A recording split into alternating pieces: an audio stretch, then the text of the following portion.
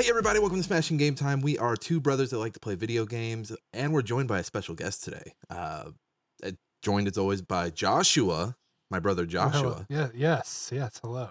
And then joining us today from the Still Loading podcast is Josh Covel. Josh, welcome to the show. Thank you for having me on. I mean, I appreciate you putting up with too many Joshes on this one, but we'll see how it works out for this. A little bit of chaos doesn't hurt anybody, right? There's too many Joshes out. There's Too many Joshes. Hey, we have this yearly meeting. We talk about it. We'd say, hey, know what? We're gonna have to dim our numbers down a little bit. We start saying Knicks. We interrogate every member. Are you naming your child Josh? Because if you do, oh, you just watch out, you. Mm-hmm. There's too many. We're overpopulated. They're gonna start hunting us. Do either of you stumble over to the R Josh over on Reddit? I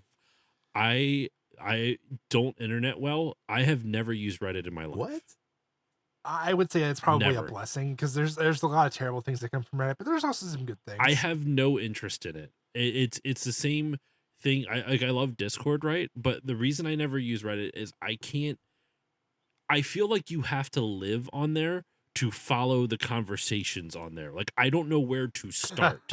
No. That's the problem. Like because whenever you go to a thread, it is just chains and chains of conversations. I'm like, I'm not reading all this shit. I got a life. I'm not dealing with that.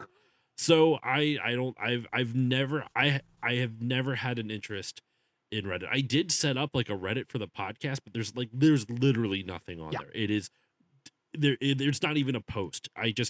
That's it. I have so little interest in Reddit just because I don't have time. And even with Discord, I'm on like 30 different servers.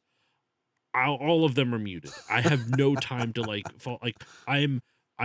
I work, I'm a parent, I do the podcast so much. I don't know, when I see other people keep up with like 4 different servers alone, I'm like, how the fuck do you do this? Sorry, can I swear?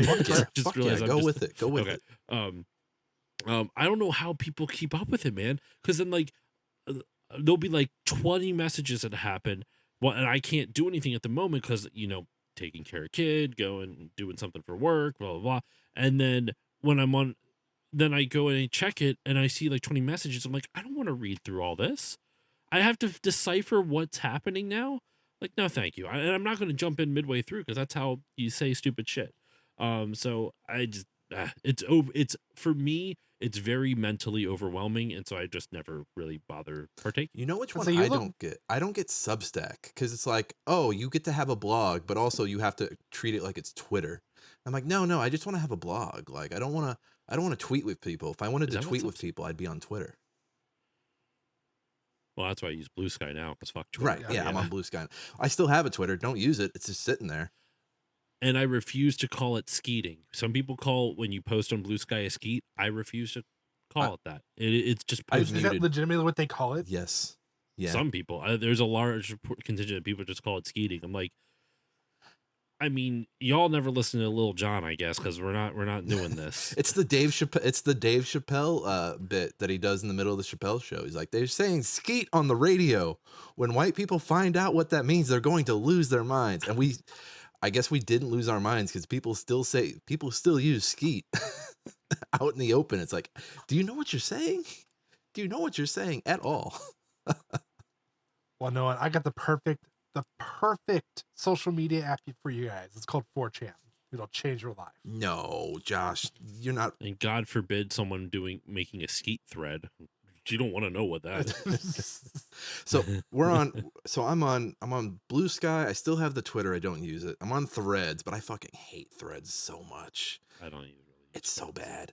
I'm on Instagram. I'm still on Facebook. I'm still on LinkedIn, and I'm just like I'm using it for my satire site that I started last year.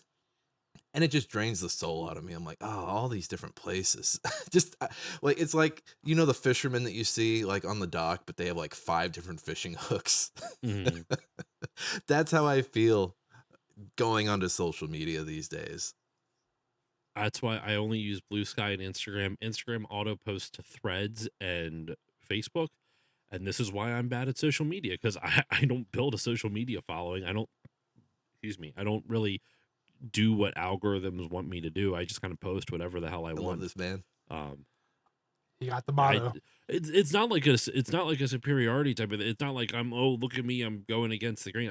I don't feel like playing the algorithm game. It's so exhausting. It's It can be a tiring. superiority game, but no, I agree. It's constantly changing. Like it could be like, well, I like that you were doing this thing, but now I changed my mind, so I'm gonna go over here with these guys. And it's like, no, I was giving you the clickbait title. Why don't you want me anymore? I usually I sacrifice a lot of stuff that I shouldn't say sacrifice. That sounds very dramatic. I choose not to partake in different things that I know would be beneficial for my quote unquote brand, whatever you want to Mhm. call it. Um, sorry, this is a weird ass fidget spinner. Oh, I love it. So if you see it pop into the frame, it's a I talked about this on the stream. It's a fucking human. It's like a weird I human was gonna shape, ask. It looks like a but little it's a fidget robot. spinner. It's really weird and it's clicky. It's kind of got Oh. those like out there colors. It's got like the oh, careful which way you bend I see. We're gonna. My friend said the exact same thing. You could make a really, unfortunately, all too topical symbol with The this. algorithm might like that depending on the app. Where's You're not Gronk when wrong. you need You're him? not wrong. Grok. Uh, No, I'm not talking to Grok. What were you gonna but say no, about you make a lot of sacrifices, like you give up, you do things that would be, you go against the grain and do, instead of doing things that would be beneficial, you're like, and not because it's like some type of like, well, I don't want to do what everyone else is. It's I just don't have the mental Mhm. capacity for it, man. Like, for example, you guys are recording the video right now. You know, you're gonna post it up on YouTube later. I don't do video production for my show. I don't have the mental capacity for that. Like I don't feel like editing video and then exporting the audio and all, because I like to cut out dead air and all this other stuff. Um and you can't really do that with a video medium easily. There'll be jump cuts, and you know, unless you really want to be really in particular and try to match frames. And that's just who has time for that. So so I don't my podcast has been going on for like over 10 years, and I still don't do video just because I don't feel like doing video mhm. production. I don't make Instagram shorts, or no, YouTube shorts, Instagram reels, and I'm not on TikTok. So like all the stuff that's popular right now for social media, I just don't do, just because I don't feel like trying to figure it out. I know I could. I know if I took the time, sat down, figured out how to edit clips, I could. But like every time I'm like, I don't want to do video production for a 30-second clip just to post and get like a couple hundred views and hope that it goes viral or some shit like that.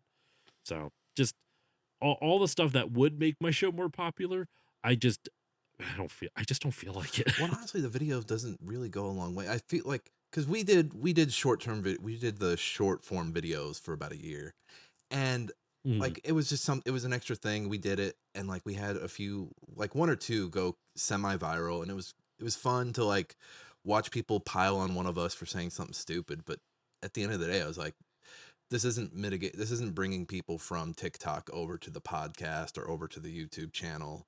And the whole reason we started doing video actually is because I always did my audio in Audacity. No, not Audacity. I'm sorry. I would record in Audacity and then carry everything into DaVinci. And I would do all my mm. audio stuff in DaVinci because I always liked the EQ in there a little better.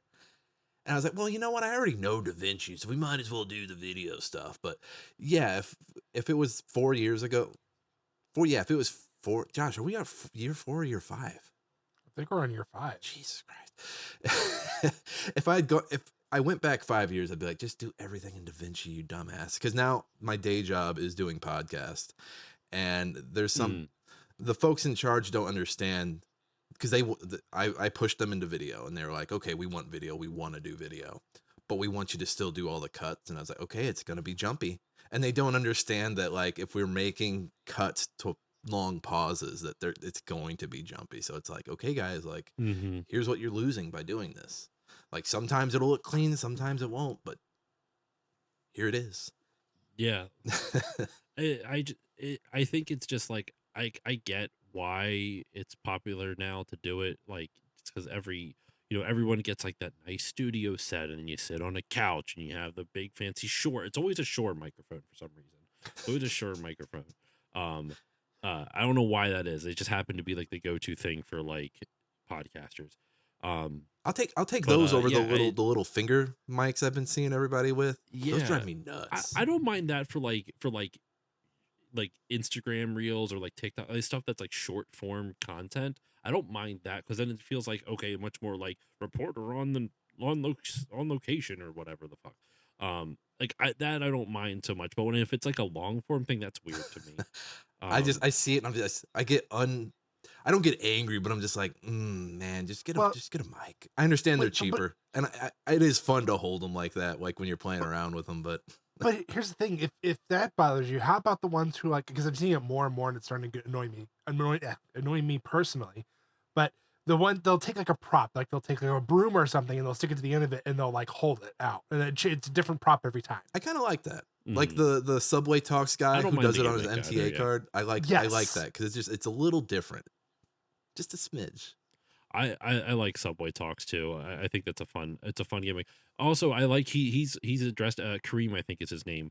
He's addressed it before. People have asked him like, how do you find these people? It's like, dude, it's a talk show. We book people. It's not like I'm just wandering subways, like just and asking different people. Like they have to have like a take that's somewhat interesting or like that we can make interesting. I can't just like interview random people because not everyone's going to have an interesting take in that moment type of thing. Yeah, they're booking these people like days, weeks in advance. They're like, oh, Yeah. this person I know wants to talk about this. Okay, let's hop on the J train and take it to the D and hit this whatever. Yeah, people. It's always funny when I've folks are thought like, about like if I was on it. I've thought about if I was on it, like what would my take be? I think I have one, but what's your Subway Talks take? fireworks are overrated. Is that a take though? I kind of feel like that's I kind of where Mm, okay. So did you grow up in the South or did you grow up on the? I'm not trying to no, dox you. Maybe I am. I don't know. no. I've said before on the pod, I'm in like the Philly Okay, area. all right. I'm in Pennsylvania. That might be a take Um, up in Philly. well, one, it's now they're fucking everywhere. But this was before. Like my whole shtick with it was that they have, if anything, they just happen too often now. But back when they weren't happening like every month, at least once a month, and for some reason, is that you drive like 20 to 30 minutes depending on the location of the fireworks. It could be 10 minutes down the road. You don't know, but at least from where I live, it was almost 20 to 30 minutes no matter where. You go there, you wait for like 3 hours until it gets dark enough until it can, or like however many hours you use. Because if you, yeah, you wait like a bunch of hours just till it gets dark enough so they can launch. And then when you leave, it takes 3 hours to get out of the parking lot. And so you spent like 6 hours waiting for like a 30-minute show that you can literally just see pictures of online anyway and get a similar effect. And you don't have to deal with loud noises. I don't know. I, as a kid, I liked them. And the more it happened as an adult, I'm like, why are we waiting for these? We've seen fireworks 1,000 times. They're not exciting anymore. No, they don't. Like you get your favorite. You're like, oh, I like the ones that look like snakes up in the air. But otherwise, you're just like, ah. Like I saw one And I think explosion. you I are don't need to see another explosion.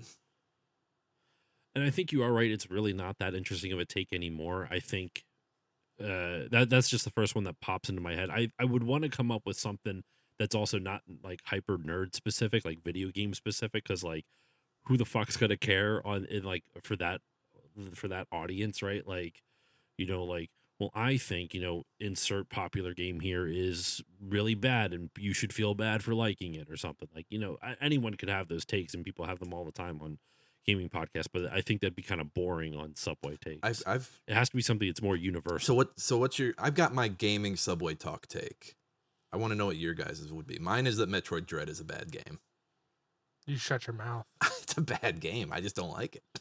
It's you can't drop Metroid Fusion, one of the best games I've ever played, and then be like, well, this is the sequel, and then just completely just man, it's you start out like you just start out with Amnesia, and they're just like, we don't feel like coming up with a reason you lost your power, so Amnesia, you have Amnesia, and then just what are the robots called? Joshua, what are the robots called? Eds. ETs, Oh, BT. Emmys. EMMI. Emmys. The Emmys are just a boring enemy. The boss fights, besides Kraid's a really good boss fight. Everything else is just kind of forgettable. Mhm. That would be my game Subway talk take. I have one, but I talk about it way too much over. So, uh, every Tuesday, my buddy and I do this little thing on his Twitch channel called Talk Tuesday. It's just a talk show about what we experience. It's nothing like no production value or anything like that. It's just us, shooting the shit for like a couple hours, usually talking about our experiences. And his channel, shout out to my buddy Andrew, is called The Experience Point, which we were surprised no one has taken. It's the EXP point on Twitch. So Wow. surprisingly, no one took that, and he made it his brand and everything. And it's all about experience sharing. He has little some streams he calls the experience share, where it's something he's not familiar with and he brings on a guest to share something they're very passionate about, type of thing. It's all about, and it's not even just specific, excuse me, to video games, a bunch of other stuff. But so I've talked about this ad nauseum, and I was literally, a little behind the scenes. I was just over there, not talking about this specific hot take, but last week and multiple weeks I've talked about it.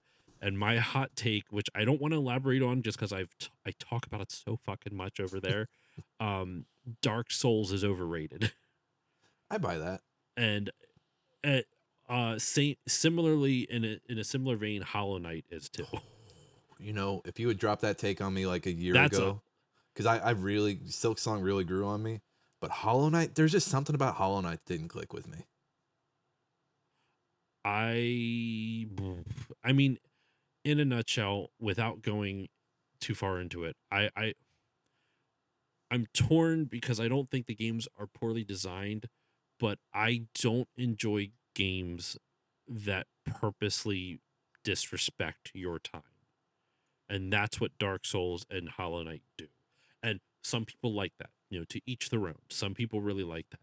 I cannot stand that. I don't like having to prove, like, the thing in Dark Souls that killed me, just the example that really kind of solidified it for me.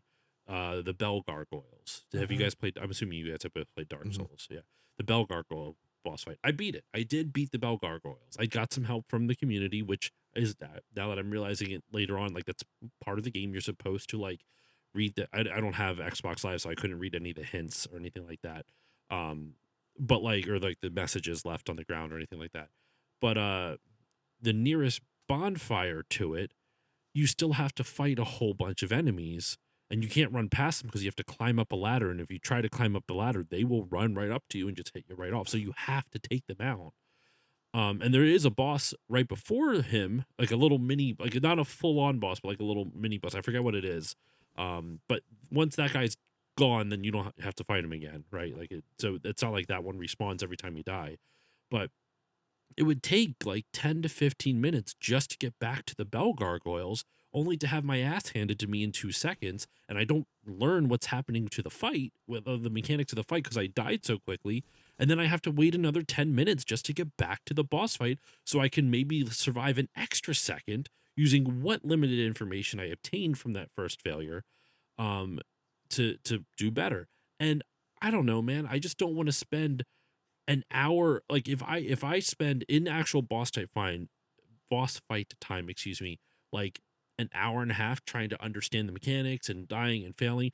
I don't want to spend like like double that just trying to get back to the boss, or at least the same amount of time. If I have to spend an hour just to, if I have to spend an hour in travel time just to spend an hour and a half fighting a boss, or an hour and a half in travel time, the 10 minutes it takes for every attempt, and you die a lot in that. So I wouldn't be surprised if it was that travel time was more than the amount of time I spent in the actual boss fight. That's just, I got a kid, man. I don't want to fucking waste like. And also the thing that people love about how like, oh, when you pause, the game's not really paused. It's never safe. I'm like, I'm sorry. Like, what are you getting out of it? Like, I don't, how- I I don't mind it. I didn't mind it sometimes, but it was a pain in the ass when you would forget you had the pause menu up, because the HUD is like sometimes small and off to the side, and I'm trying to attack enemies and I'm not doing anything, or I'm trying to dodge because I'm still in the fucking HUD menu because I forgot to close out of it. Like, I think there's a lot of problems with it, and I think people give it a lot of a pass because it was the only thing actually challenging gamers at a time where AAA devs were babying us. And so I understand where the love of it comes from, and I understand where the mentality of it comes from. but I think sometimes it's just frustrating that people put it on this pedestal of like perfect Mm. game, and I'm like, I wasted so much of my life trying to play this, and I've over the years of ranting and raving about it, I've pinpointed it. I know I said I wasn't No, going you're to rant, and I still did. you're Um, spoken like a true dad. Like I was like, yep, this is a um, dad ass dad right here. what I over the years of ranting about it, I have tried. I've logged like 6 to 10 hours into the game. Like it's not like an insignificant amount. Like I've beaten like 3 or 4 of the bosses. Like I've played some of it, and I've actually overcome some of the challenges. Um, I think really what it is like when I've finally beaten a boss, when I have struggled and have to fight through so many enemies and go back to the boss and rinse, wash, and repeat over and over. The thing that keeps most people going in those games is like that, fuck yeah, I did this. I beat that boss. Like I overcame this really tough challenge. It's really difficult obstacle, and I did it. I'm gonna show it gives you a sense of pride. I didn't feel that. When I beat the Bell Gargoyles, when I beat there's like a moth thing I remember. I forget exactly the name of the boss, but it's flying on like a bridge or something like that. Like from what I remember, when I beat those bosses, I didn't feel any satisfaction. I was like, I wasted my time. I spent more time traveling than I did actually playing, and I spent like I could get to the boss without getting hit. So the gauntlet of getting to the boss was no longer a challenge. It's just me just wasting time trying to learn a boss's mechanics. Hollow Knight does something similar. I remember there was a boss I was frustrated with where I would have to. It didn't take 10 minutes, but you have to go up like like this tunnel or whatever to get up to a boss fight, and I would lose really quickly. And there's other issues, but yeah, that would be my like Subway takes hot take for gaming, where it's like Dark Souls isn't as good as people say it is. It's just I understand where it comes from, but I don't understand the passion, and I don't get that satisfaction. Everyone talks like I don't know. I just don't get it. I've tried it so many times, and I sometimes I feel like I'm this close to understanding it. I'm this close to like getting why it's so beloved. And every time I try it, I'm like I get stuck on that thing. I'm like I just wasted an hour and a half trying to go through a 10-minute boss fight. Like it just The eh, runbacks kill me. that The that runbacks always kill me. I'm like, I don't want to do all that. I don't want to run back to the last judge or Grohl or whoever the fuck. Like, yeah. So I get that. it's and I get that. and I think what's frustrating is I like a lot of elements about it. Like I like how the campfires work, how like you can choose to like save at a campfire, but then all the enemies respawn. Like you'll get your health back and you get your Estus flasks back, but all the enemies you just fought are back now, so they respawn. So it's this. I like the risk reward with that. I like the bosses the boss mechanics are genuinely fun to like try to figure out. But there's just so an element of it where it just doesn't give a fuck about your time that I don't know. I don't want to spend more time traveling than practicing on a boss. That's why I think I like, people always talk about how Celeste is a really hard game, and it is. It's a really challenging Mhm. platformer. That was like I loved the challenge of Celeste because it's not wasting my goddamn time. You die, you go back to the beginning of the screen, and then you have to figure it out from there. Like everything is just like it's challenging, but you have a way to practice so much more quickly and efficiently than you do in like Dark Souls or Hollow Knight or stuff like that. And it fits it narratively. So you're just like, yeah, I am Celeste. I am climbing this mountain. Like, I don't even, her name's not Celeste, is it? Celeste is Celeste is the name of the mountain. mountain. No, why can't I remember the character's name? Madeline. Madeline. Yeah, the trials and tribulations, you're feeling them as Madeline's feeling it because she's like, I can't climb this mountain, I can't Mhm. do it. And then you get a little further, and she's like, oh, I think I might be able to do this. That game is one of the. I think that Celeste is one of the few games I've played where it marries game mechanics to narrative so perfectly that I can't think of a game that does it better. I'm sure there's probably some out there, but like it the gameplay mechanics reinforces the narrative's themes and story and like emotions and stuff like that. The mental health themes and like the overcoming personal challenges theme fits in so perfectly with the Mhm. gameplay. And they even later on where like they like parts of Madeline work with you and against you throughout. I don't want to spoil anything for those who haven't played it because I do think there's the storyline is simple, but it's very emotional and very effective. And it when you conquer the mountain, not only do you feel accomplished as a player, Madeline as a character feels accomplished, and she has overcome some very personal growth. She has gone through some very personal growth through the story, and it's such a good marrying of the two where it reinforces each other. It's synergistic if you go with corporate speak. How corporate of you. I think I'm overdue for a replay of that. That's a banger. It's a good game. Joshua, you've had a few minutes. You've had one. I don't want to call it rant 'cause I'm not. We got a couple I don't want to be a rants. jerk about it. You've had one Dark Souls rant to think about your answer. What is your gaming Subway Talks take? Uh, Probably very controversial at this point. At least I brought it up to Nick. I know he's going to groan about it. The Mass Effect trilogy is perfect the way it is. He's gonna get into the indoctrination theory. The indoctrination No, theory. nope. You've had plenty of platform to talk about the indoctrination theory here. Josh, are you aware of this theory? I have not played really any of the Mass Effect games, so no. I've tried playing the first one and I couldn't get into it. And I was like, well, start with the second one. I'm like, I don't want to do that. I need to know the story of the first one. I should try it. I've tried. This isn't a hot take, but two developers that are beloved, I have not been able to get into any of their games: Bethesda and BioWare. In all fairness, though, both of them are very much narrative heavy, and like there's a lot of options. Like, in all fairness, there's too much you can do. Like, you can easily branch off. Like, if you do just the story, like yeah, they're quick games. Like probably a couple hours, but you never stick to the main story. You're always like, oh, I'm gonna go do this side thing, or oh, let's go explore this way and see what you get. It's not even so much like the side quest stuff. It's I find and I've heard Mass Effect 2 fixes this, but the gameplay is just janky in every one I've played. I've played Fallout, I've tried Fallout 3, and I've tried Skyrim. I've tried Oblivion. I'm sorry, so okay, hold on. I have tried Fallout, Oblivion, Morrowind, and Skyrim. Fallout 3 specifically, excuse me. Um, Fallout 3, I didn't like how the quest structure really kind of rubbed me the wrong way because I need to revisit it because when I first tried it, I was playing a lot of World of Warcraft, and in World of Warcraft, when you grab a bunch of quests at a town, you go in a circle around the town, complete all the quests, and you come back and you hand them all in. In Fallout 3, you grab a bunch of quests in the town, you complete one, and then they give you the next part of that quest immediately, and you keep going farther and farther away from the town.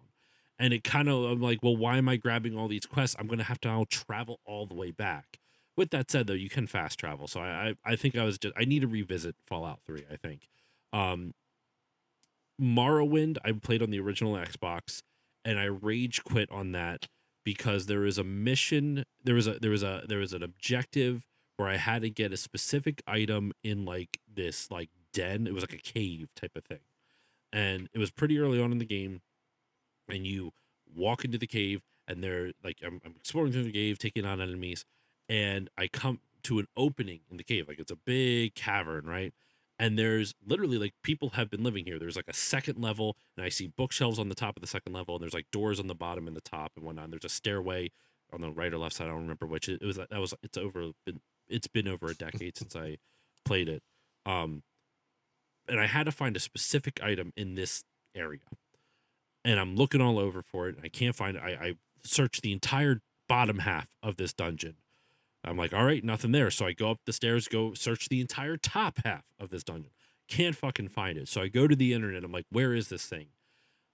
I didn't have to go any further after that big cavern. It's on a shelf on the top, on the second level. Before you don't even have to go into any doors once you enter that big cavern with the two layers, with like the balcony and the thing below. It is on a shelf in the balcony, and since there's that those shelves are filled with random bullshit that you have no way to know what you're specifically looking for unless you decide to inspect every single item on the shelf, which why would you waste your time to do that? um it was right there the whole time. I was so fucking mad. I'm like, this is bullshit, and I never came back to it. um Oblivion I didn't give enough of a try, and Skyrim I have gotten into intermittently, and I just never have beaten. So unfortunately, Bethesda games are something I've wanted to get into for a while because I respect what Bethesda tries to do, even though they release games that are basically broken and has the community fix them. But that's a conversation for another day. Um, Oh, they're janky. They're janky. I Between them and BioWare, there's some jank, especially in that first Mass Effect. I just it's the game, and people will tell me how great the story is or how expansive the open world is. I'm like, man, but if the combat and the traversal doesn't feel good, I don't want to explore a world where it doesn't feel good to move and like do your basic gameplay in. Like, why would I explore something if the basic movement is janky? Right. Yeah. You know, With the first with the first Mass Effect, yeah, everything's very janky. Even Very with janky, yeah. the remaster or it's remaster 10, it's not remake. It still feels very janky and outdated. But then you go into Hmm. 2 and 3 and you're like, oh, this is night and day difference. Oh, it's snappy. I might try two. People always told me they started with two and really loved it, and then went back and played one. So I don't know. I might get around to it sooner or later, but man, I got so many games on my to be Backlog, played list. yep. I don't. Same. It's not even the backlog. I was telling you guys off mic with the stuff I'm trying to play for the show. Like, there's a lot that I have to play. I alluded to some of it, I think, but yeah, like one of the big ones right now, I'm playing Horizon Forbidden West for a game in October, for an episode in October. And the only reason I'm saying that now in March is that that's like a 40 to 50 hour game. So I'm starting it now, so I have time to get it done by October. Well, and you're a dad, so you're playing that game in 2 hour chunks. You might get 2 hours in a week if you're lucky some weeks. If I wasn't doing the podcast, I'd get a lot more. But like this week alone, for example, tomorrow night I'm gonna finish one of the games I'm playing. I put it on our outline here. I'm gonna finish one of the games I've been playing. Hopefully, I'm on the last mission, and then I'm also going to I have to figure. I have a bonus episode due out this Friday for for my Patreon that I have to figure out. I still have to figure out what the topic is. I love those. So I have to record and edit that. The bonus episodes are always kind of like they're shorter. They're like 15 to 20 minutes, and they're just me shooting the shit about something. But I have to beat that game. I have to record and edit a bonus episode for Friday. I have to do research for a guest spot that I'm hosting for something I can talk about a little bit later if you're a little bit later on. But that's Saturday night, and then Friday night I'm watching a movie for that Talk Tuesday thing that me and my friend Andrew are, he gave me 2 movies to watch. I gave him 2 movies to watch, and I have to finish it by March. So I'm watching one of them Friday night. And on top of that, I have to edit. I have multiple podcast episodes to edit in between all of that. And that's just this week. So like this week, I only have like really one night of gaming that I have available to me. But then like this week, prior to from here on, I've streamed the game I've been playing Friday, Saturday, and Sunday night. Or sorry, Saturday, Sunday, and Monday night. So I had like 2 to 3 hour chunks 3 nights in a row. So it comes and goes. Yeah, there are times where it's like, oh, this thing I'm playing, I can stream it, and like then I feel like I'm getting it done, and I'm also making something if I want to do something with that. Mhm. Like there are those moments. You did bring up the games you're playing. Let's do our chores up top real quick, and then let's get into those games. We're just to give everyone a rundown of the episode here. We're going to talk games we're playing, do a little bit of news. Joshua, I'm sorry, I stand corrected, has a meme for us. And then we're going to do another guest survey to determine if Josh is a real gamer. That's right, another one. The last one with Matt was so popular that we're going to do it again. And if people aren't mad at me for my Dark Souls take, those people have already tuned out. Some people have already responded. They said Matt was not a real gamer. That again, it's up to the listeners and the viewers. I don't get to pick. I don't get to pick their opinions. Chores. Everyone, you can get Smashing Game Time wherever you get your podcasts. We're on Apple, Spotify, YouTube Podcast, and YouTube proper, where you can see our wonderful faces on the video. And fuck the algorithm, tell a friend. We don't fuck with the words of the stars. I've seen the shit. I've seen the shit you like on Apple Podcasts. Just tell a friend. Uh, that's it. Those are our chores. Let's hop right into the games. And Josh, you know what? You already took off and you already started to talk about one a little bit. Go ahead and get into it. So I put you guys both put 3 games, so I put 3 games. One of them I just beat. But 2 of them are similar in theme. So the one I was talking about that I was playing last night, and I'll hopefully finish tomorrow night. Medal of Honor Allied Assault, the PC game from 2002, I was gonna ask how old 2001. that one 2002. was. Yeah, it's 2002. It's 2002. Um, I'm covering that for a future episode of the show, as well as the game I just beat, the Saboteur. I just beat that on Friday night. That is a PS3, Xbox 360 era open world, kind of like what if like Grand Theft Auto met Infamous met World War II. And I'm covering those games because on my own show, I guess I didn't really, hi, Still Loading Podcast. You can find it on podcasting apps. I'll go to more detailed plugs at the end of the show. No worries. We but- went off on Dark Souls for a little bit. no, I went off on Dark Souls forever. No, I'm doing in April every year. I started it last year for entirely not topical reasons. I do Punch a Nazi month, where I feature games all about just beating the fuck out of some Nazis. Fuck You know, yeah. for no reason whatsoever. Just nothing really comes to mind. So 3 of the games that I'm covering this year on Punch a Nazi month are Return to Castle Wolfenstein, The Saboteur, and Medal of Honor Allied Assault. So the Saboteur, have either of you guys played the Saboteur or heard of it? So I played it. funny you mentioned that. I was recently on a Hard Drive did a charity stream raising money, and all the games being played were Nazi killing games, and that was one of the ones we played. It's a good fucking game. It holds up. It's a really good game. I'm I surprised they was haven't done very like a pleasantly surprised. remaster, or like a HD port over of it into the new It's generation. EA, man. It's EA. Yeah, I It's know. EA. What do you expect? Like they're not gonna.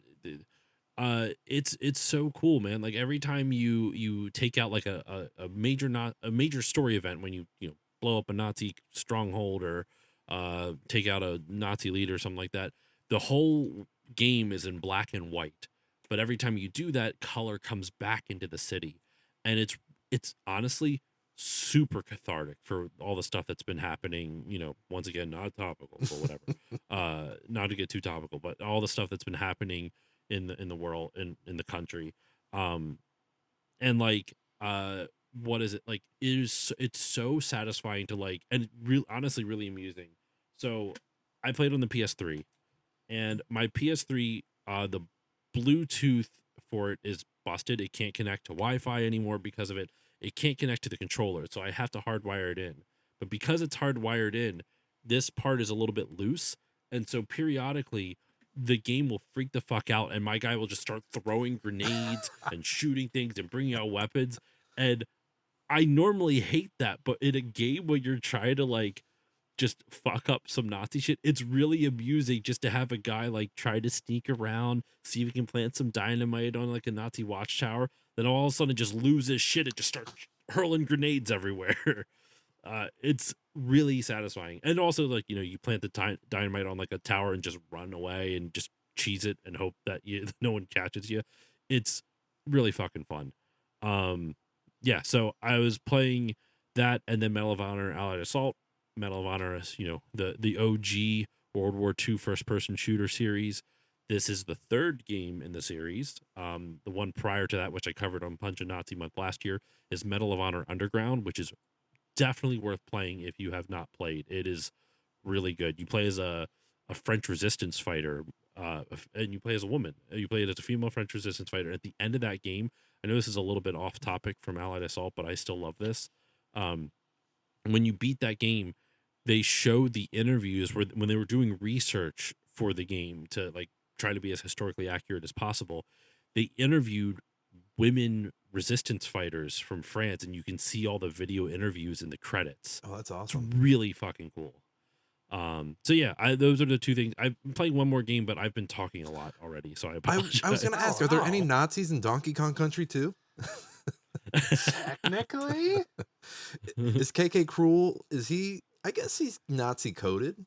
I mean, he's 1K away from being something else. Oh God.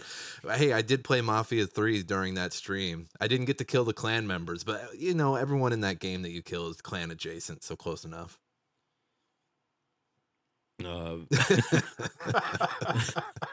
I got nothing. I'm not going to edit out that pause either. That was perfect. But Donkey Kong Country 2, why are you dipping your toe back into that headache? It's a beautiful game. I love it, but it gets frustrating. That is one of my backlog month things. When I was talking to you guys off mic about doing, beginning of the year for my Patreon, I have put 16 games up. My patrons vote, and the four games with the most votes are games I'm covering for my backlog. All 16 are games from my backlog, but those 4 specifically win, and I cover it later on in the year.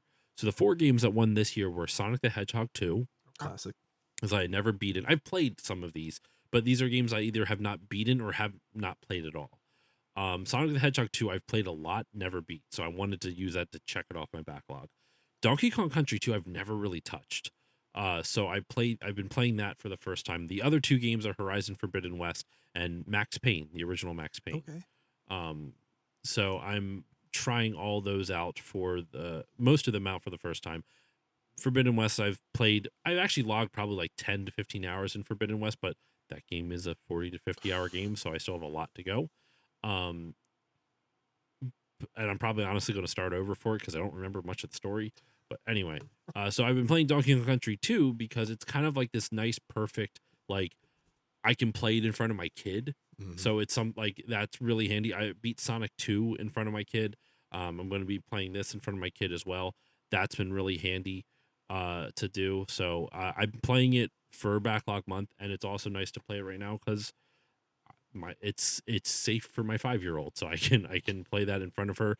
She can watch me die a whole bunch. It gives me practice on controlling my temper, so she doesn't get scared every time I get pissed off at a game. Have you gotten the Sticker Bush Symphony yet? Playing.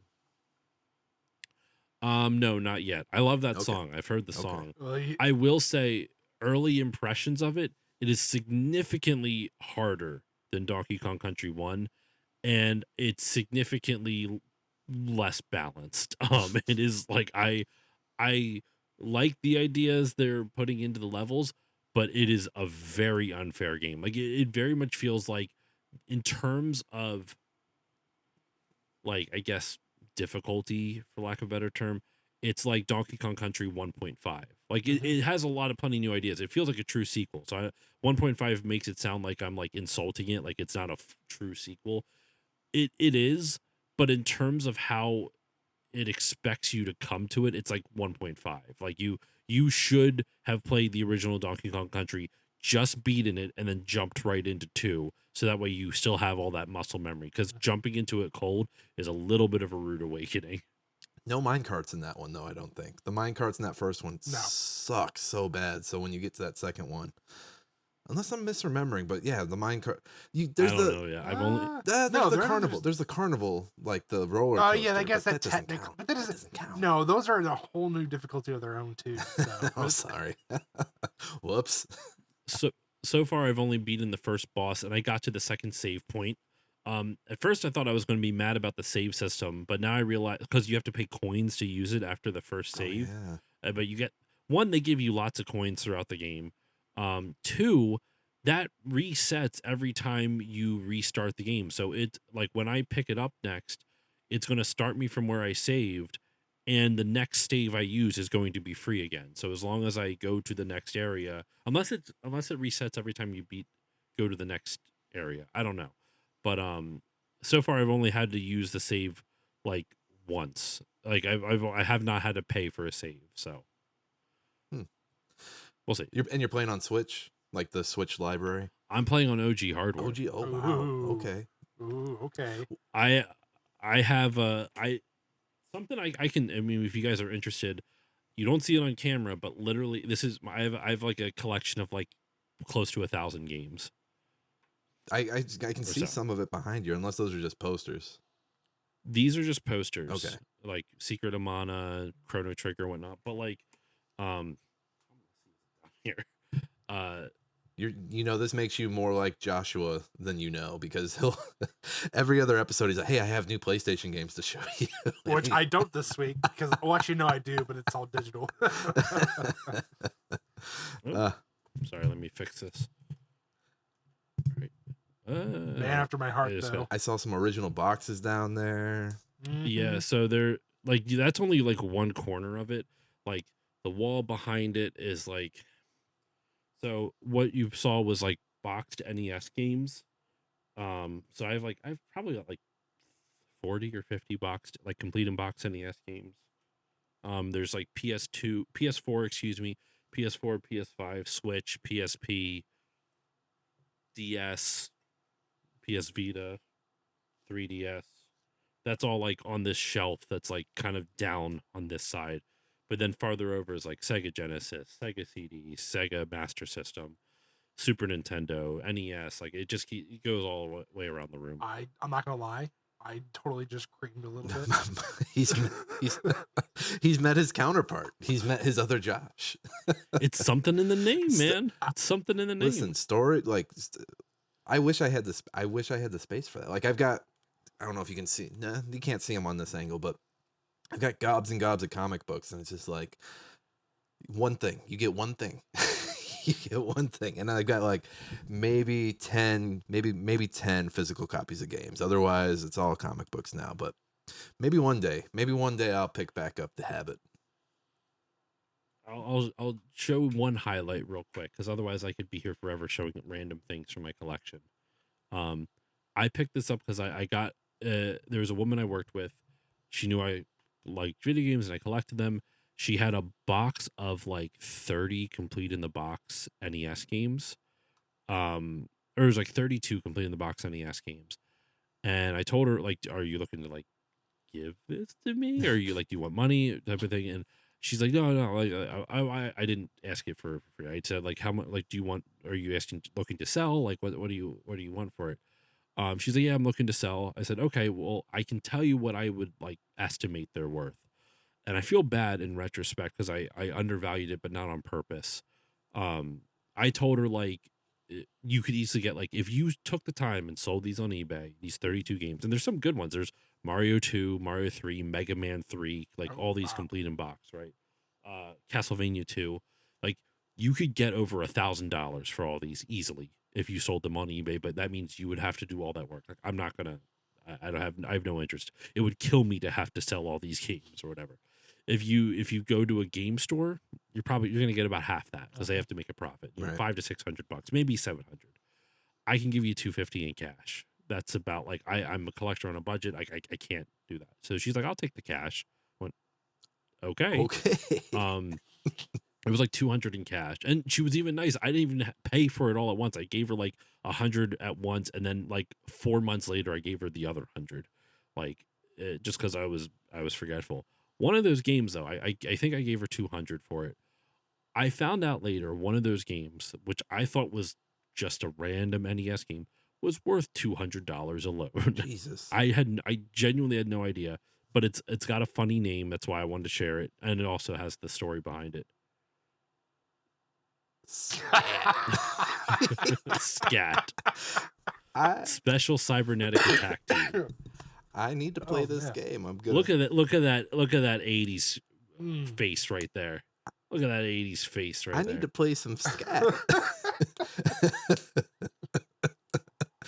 Now we're really scatting here. I got one other thing I could show you later, but I've already hogged the mic too much. We'll circle back and get it either before or after your survey. It might help. It might help with the gamers. Okay. I love it. It's such a great name. It's a good name, and I always love it when like something from the past is like we're all the same, no matter the time. Like we're all pretty much the same, aren't we? I'll go real quick. I've played a little bit of Resident Evil Requiem. I'll save the talk for when Josh talks about it because I haven't gotten too far. I think he's gotten a little further. Speaking of games I can't play in front of my kids, I'm playing High on Life on the Steam Deck. So runs surprisingly well on the Steam Deck. That bad boy runs hot, and that battery is going to drain really fast. But I am surprised how well that thing runs on the Steam Deck. Not a lot of slowdowns, not a lot of choppiness. There might be like one area that it does it with like all the large mushrooms. Otherwise, man, I really love voice actors. I think I like voice actors better than regular actors. I don't know what it is. Like, give me JB Smoove. Don't give me Roiland anymore. Don't don't give me Roiland anymore. But Well, yeah. I forget the other guy from Smiling Friends. He's the voice of Charlie. He's in that as well. I completely forgot he was in that. Uh, I think, oh, who is it? Sarah Silverman's sister is in it. She plays your sister. She's Ooh. really good in that. And it's just, man, having a good time with it. I'm about halfway through. I'm almost done. I'm trying to get it done so I can play the second one, which is on Game Pass, which I still have, and I'm only being charged $15 somehow. So I'm gonna keep letting that spin because I'm pretty sure they're supposed to be charging me 30. Daddy Microsoft is asleep at the wheel apparently. The one that I've actually put a lot more time in this week, and this comes after Blue Point's closure, is the Shadow of the Colossus remake for the PS4. Playing it on PS5. Actually playing It's a that with good my game. kid, who is really enjoying. He's almost 6, and you know, we've been playing a lot of Astrobot. I actually heard you've had some Astrobot going in your house, Josh, and it's fun. My daughter loves It's it. fun, but he's replayed every level probably like 10 times. He's gotten to the point where he doesn't need me to do anything. Maybe fight the bird. That's about it. Otherwise, everything else he's got on his own. Kind of brings a tear to my eyes growing up. But Shadow of the Colossus, I was like, you know what? Shadow of the Colossus kind of feels like this is the age where I think I hear a lot of like dads read their kids The Hobbit or some other fantasy story at night. And I was like, I've been reading my daughter I read her Lion, the Witch, and the Wardrobe from the Narnia series. okay. All right. So we haven't quite gotten to that part. Like I want to do The Hobbit, or I want to do a story of that ilk. So I was Do like, the Hobbit. You don't need Christian propaganda. Just side note, saying as someone who grew up super conservative and evangelical, that was really read into us. we were super Baptist, and I don't think any of us knew. I don't think our parents knew how to read. Thank God. But I still genuinely love the Narnia books, just to be clear. But okay. sorry, go No, on. no, the Narnia heads are 2,000 Narnia heads that listen to this podcast weekly are crazy mad at you right now. I just love Narnia. But love that Jesus allegory. so where my mind, my mind kind of crossed that. I'm like, okay, Shadow of the Colossus. It's kind of got the scary deity that's talking to you. It's got the shadow people that are standing over you. But like, this is kind of like the introduction to horror. Because I was starting to think like when did I watch my first scary movie? Which in my head was probably something super inappropriate at a super young age. But this feels like Scream. No, probably. But this feels close. I remember seeing Scream 3 in the movie theaters when I was 8. That might be the first one I actually remember. But Shadow of the Colossus, it feels like it's got enough that's like would kind of be scary for a kid that age. But my initial thought was, oh, like it's got monsters. He really digs monsters. It's got a horse. They love horses. He's got a sword. He loves playing with He loves playing with his toy sword. All he's gonna see in this is I'm climbing monsters. And it's funny because you climb the monster, you get to the weak point, you stab it, and my kid will be like, "Does that hurt him?" I'm like, "Yeah, buddy, it's a sword. It's a sword. It hurts him." And as an adult playing it, and it was sad as a younger adult playing it, but as an older adult who's a father now playing it, killing each one of these colossi really takes it out of you. You're like, oh man, I can't. When you said you were doing that, I'm like, oh man, that's an emotional devastation every single time. it really takes it out, and the music swoons, and you're just like, oh man, that thing was walking around for centuries before I came and just fucking all because I'm selfish and trying to like revive my lover. But whatever, stone monster, you gotta you gotta die. But no, he's gelling with it really well because he's like, Dad, can we kill another monster? I'm like, hell yeah, we can kill another monster, buddy. Let's go. You should have started him with probably something a little more, friendlier, like Majora's Mask. Oh hell no! The first time you turn into Deku Link is like one of the scariest moments ever. You could go Ocarina of Then Time. the mask salesman does that like. And he's like rubbing his hands and like laughing evilly.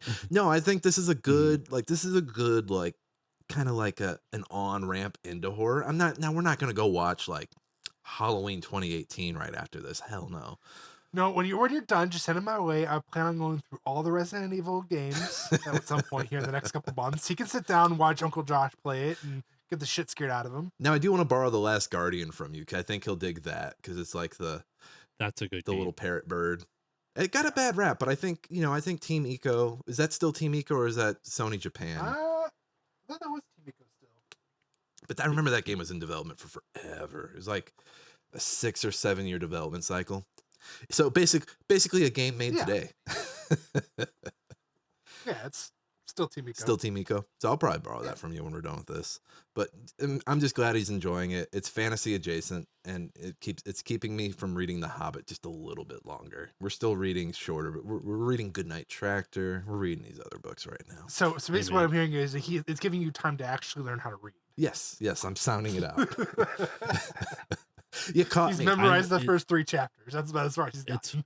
It's funny. I've been reading. The last like 5 or 6 months, I actually have like been getting back into reading. Like for years, I always want to get in books. I just never set aside the time for it.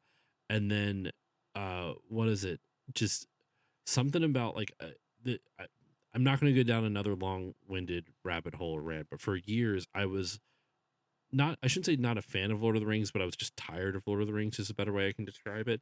And literally, but that exhaustion from it lasted like 15 years. Like I was just like, I was perpetually just like, I can't be bothered with it. I'm tired of people always like praising it endlessly and all this other stuff. And then I don't know what happened. I guess something must have happened in since the end of 2024.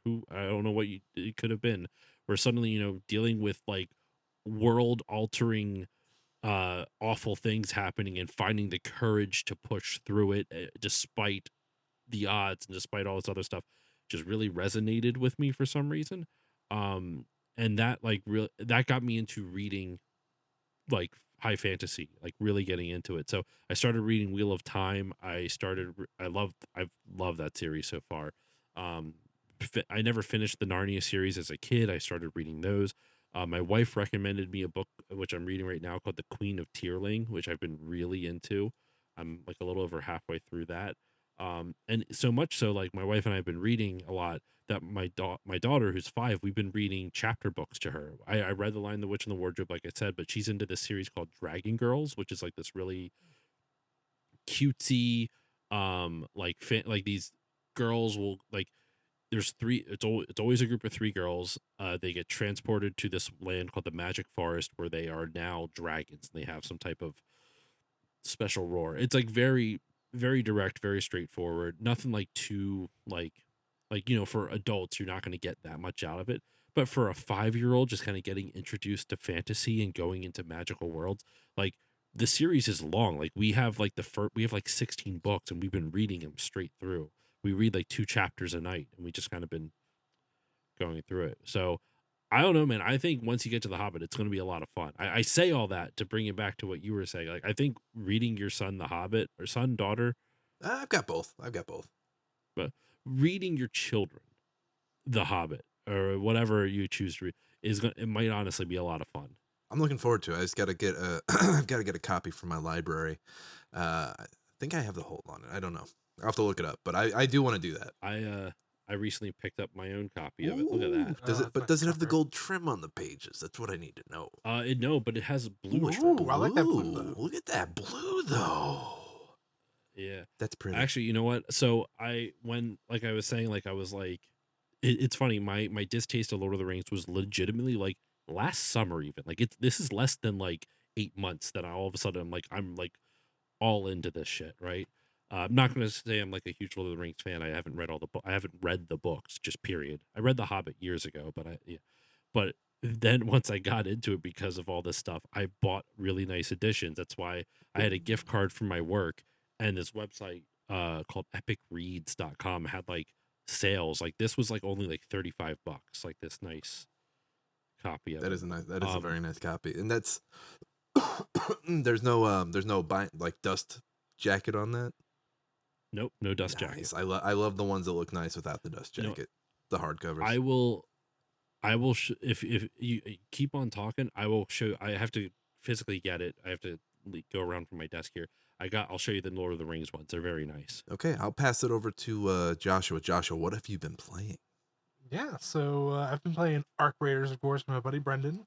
Nothing much new to report there other than we're just living life and raiding people or getting raided by people. Are I you shouldn't say we raid people. Are you the asshole that like just kills people randomly?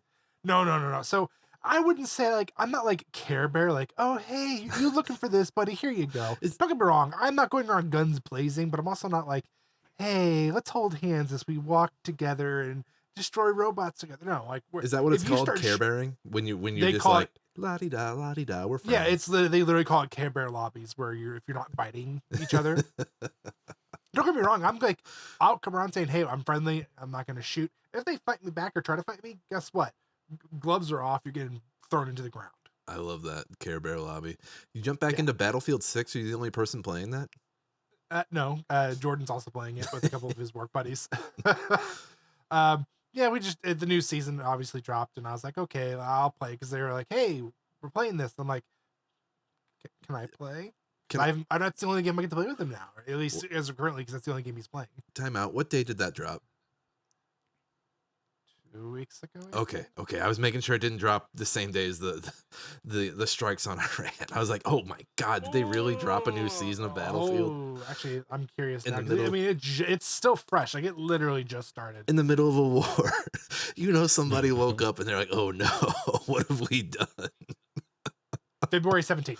Okay. Oh, that was close. Just no pun intended. Just dodged a bullet. Literally just Nice. dodged a bullet. Literally.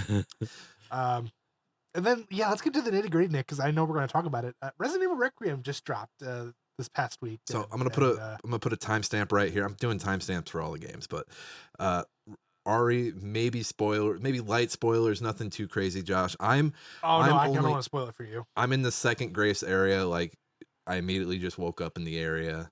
That's it. If you want to do full spoilers for this and put it, I don't like Resident Evil games because I don't like scary.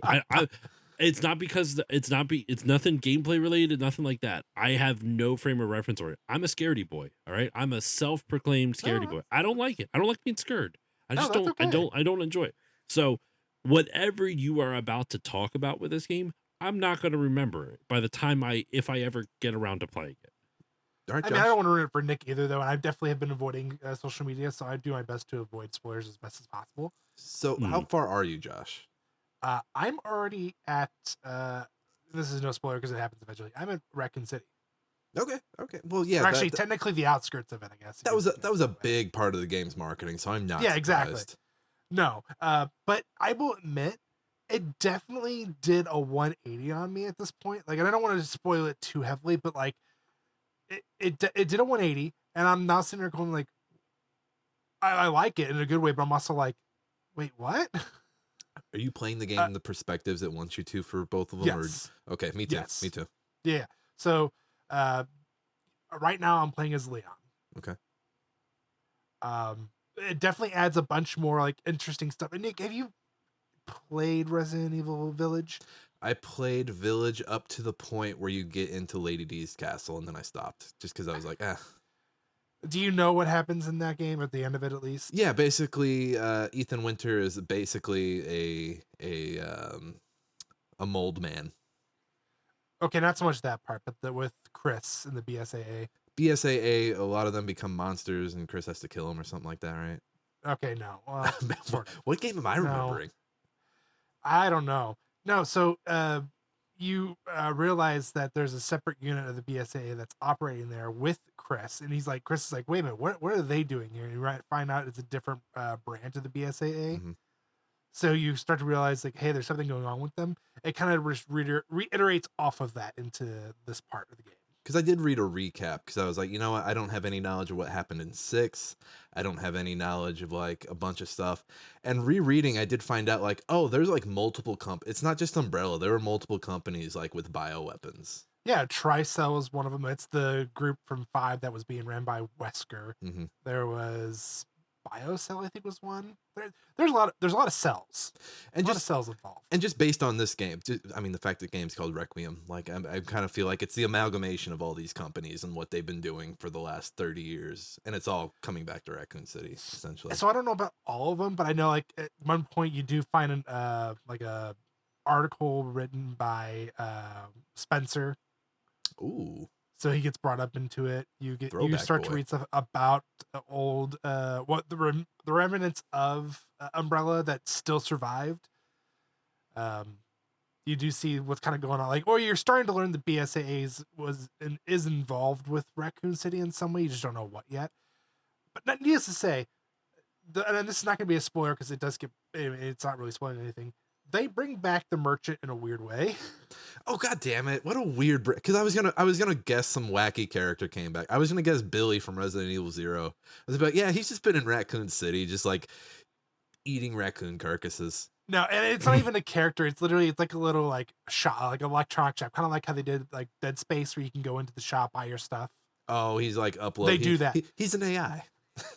Not really. No, they just do that. It's like it comes out of nowhere because you're like okay, you're playing as Leon. You'll pick up stuff along the way. Playing as Grace, you pick up stuff along the way, and then all of a sudden, boom! Hey, by the way, you can buy now. Like, wait, what? I will say I dislike playing as Leon. See, the parts are hard. Like there's so many enemies. I don't like the mechanic with the axe. I don't like. I love the mechanic. Oh my god. Okay, It you just know what? I feels hate clunky. you even It feels more now. clunky. No, see, I think it's perfect. So the only thing I think I dislike about the axe, and if we're gonna bitch about it, is because the one iconic line that comes from Leon in Resident Evil 4, for close encounters, try using knives. Now he's got an axe. Now he's got an axe. But I do like the mechanic of being able to sharpen it to then bring the durability back up to 100%. That is really cool. I do like that. And I also don't like the menu. It's not the suitcase. It's just you get 5 slots. It is? For Leon, it is the suitcase. And then when you play as Grace, it's the old, well, I say old because they did it with, 7 and Village. I could have sworn. But it's that. I could have sworn they were the same, but I guess maybe I didn't pause it. You did that. You definitely did not. I did not pause it. No, you did not. You would. I mean, I think at least I don't remember with the first Leon part when you're, walking through the street, and then getting into the medical facility. Yeah. But once you get to like his next part, that's when I started to realize, oh yeah, well, he actually has the suitcase, and you can maneuver everything around. Okay, I feel better. I do like the Leon parts. I lied. You Yeah. came in here and the just suitcase is what got you. Yep. completely hit me with the axe. I might, after I'm done editing this episode tonight, I think I might put an hour or 2 into it. But you know what? I am getting to the point I'm at an age where I don't like playing spooky games at night. That's what took me so long with Silent Hill F, because if it was at night, I was like, even though I know everything that's coming, I know it's too spooky. It's too scary. See, it's only the jumps. Fellow scaredy boy, let's go. See, for me, it's only the jump scares. And honestly, I've had more with Requiem than I did with Silent Hill F.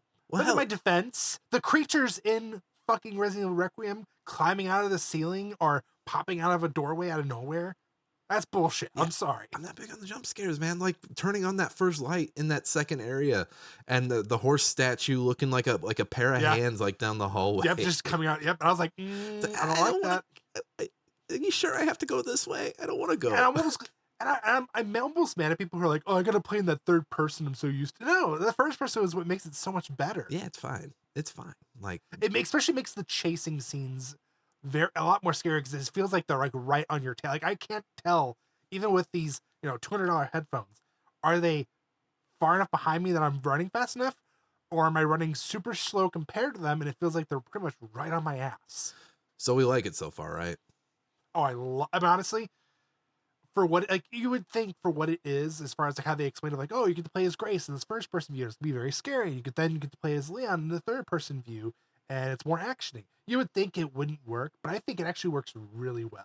I didn't think it was going to jump around as much as it does. I thought it was for sure going to be like, oh, here's the first half of the game. Okay, now here's Leon. I thought they were going to do a Code Veronica where like Leon's tracking you. It's almost, yeah, so basically you play as like Claire or Grace the first half of the game, then you play as Leon, who would be the Chris for that next part, and then you go back to Claire, and then you finish the game as Chris, I think. I thought that's what they were working up towards.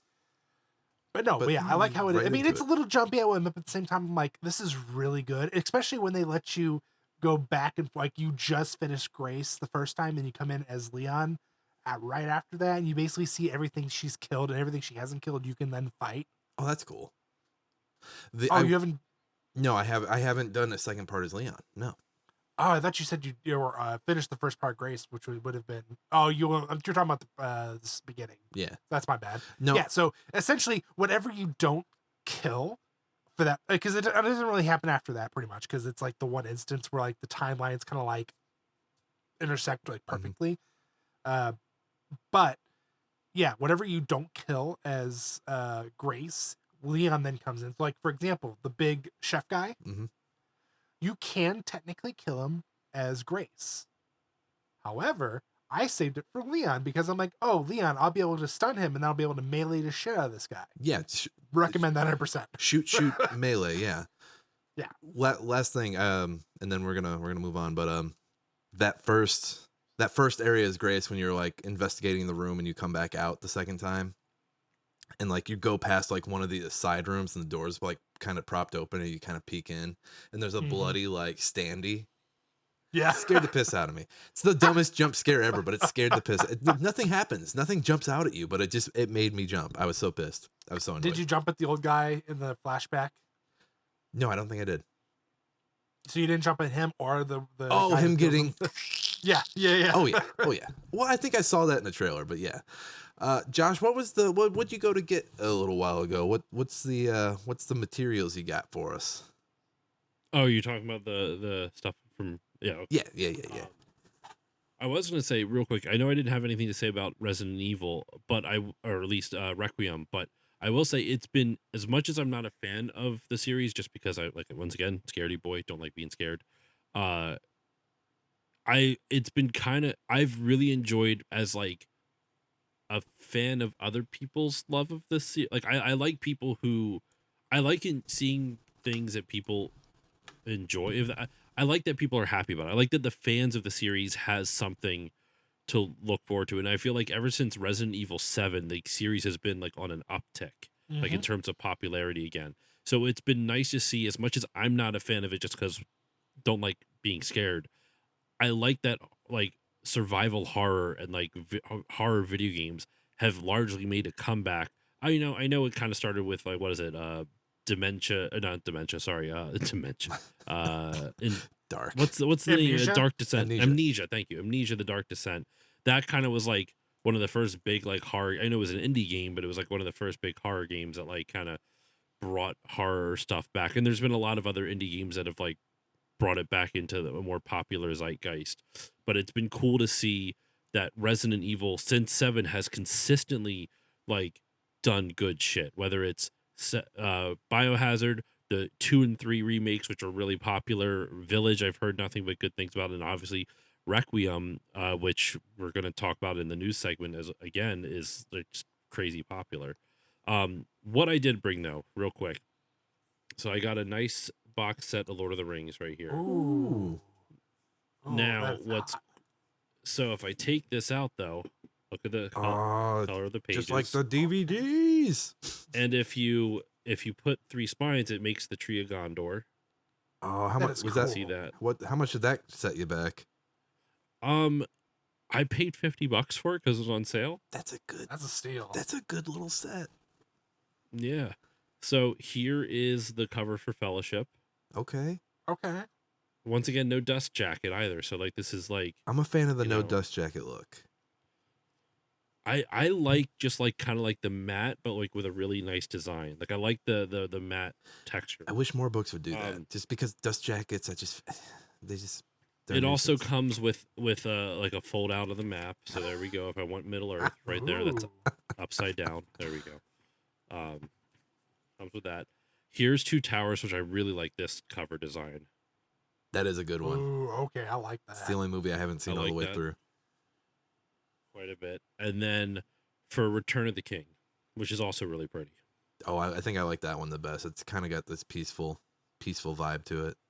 I like that. So yeah, that's really cool. And then I did bring over, I mentioned I was going to get, there was something else for my collection I wanted to kind of if you'll indulge, show Yes. off for a second. Yeah. Yes, and then we'll jump into an figured since- abbreviated news segment right after that.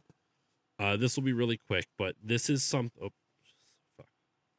Sorry, I'm trying to put this back in there and it's not cooperating. It won't go in. Oh. It won't go in. So, how familiar are either of you with some of Sega's more obscure consoles? I'm vaguely sort I mean, of. we had a Sega CD. I'd say that's probably the farthest. Have you ever heard of the Sega Pico? I've heard the name. I've never seen one in person, though. That was right before the Dreamcast, wasn't it? No, it was No. like right before the Saturn.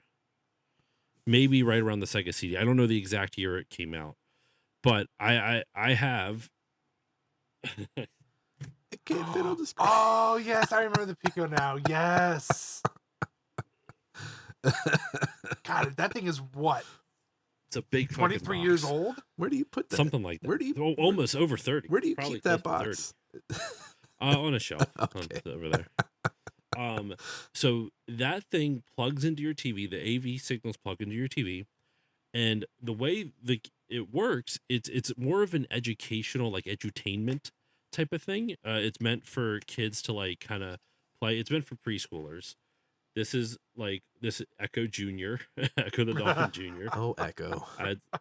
They also have like other ones, but so the cartridges though, the games are called storyware because you're playing some type of story usually. And this is the cartridge. Dear Lord. It's like a leapfrog.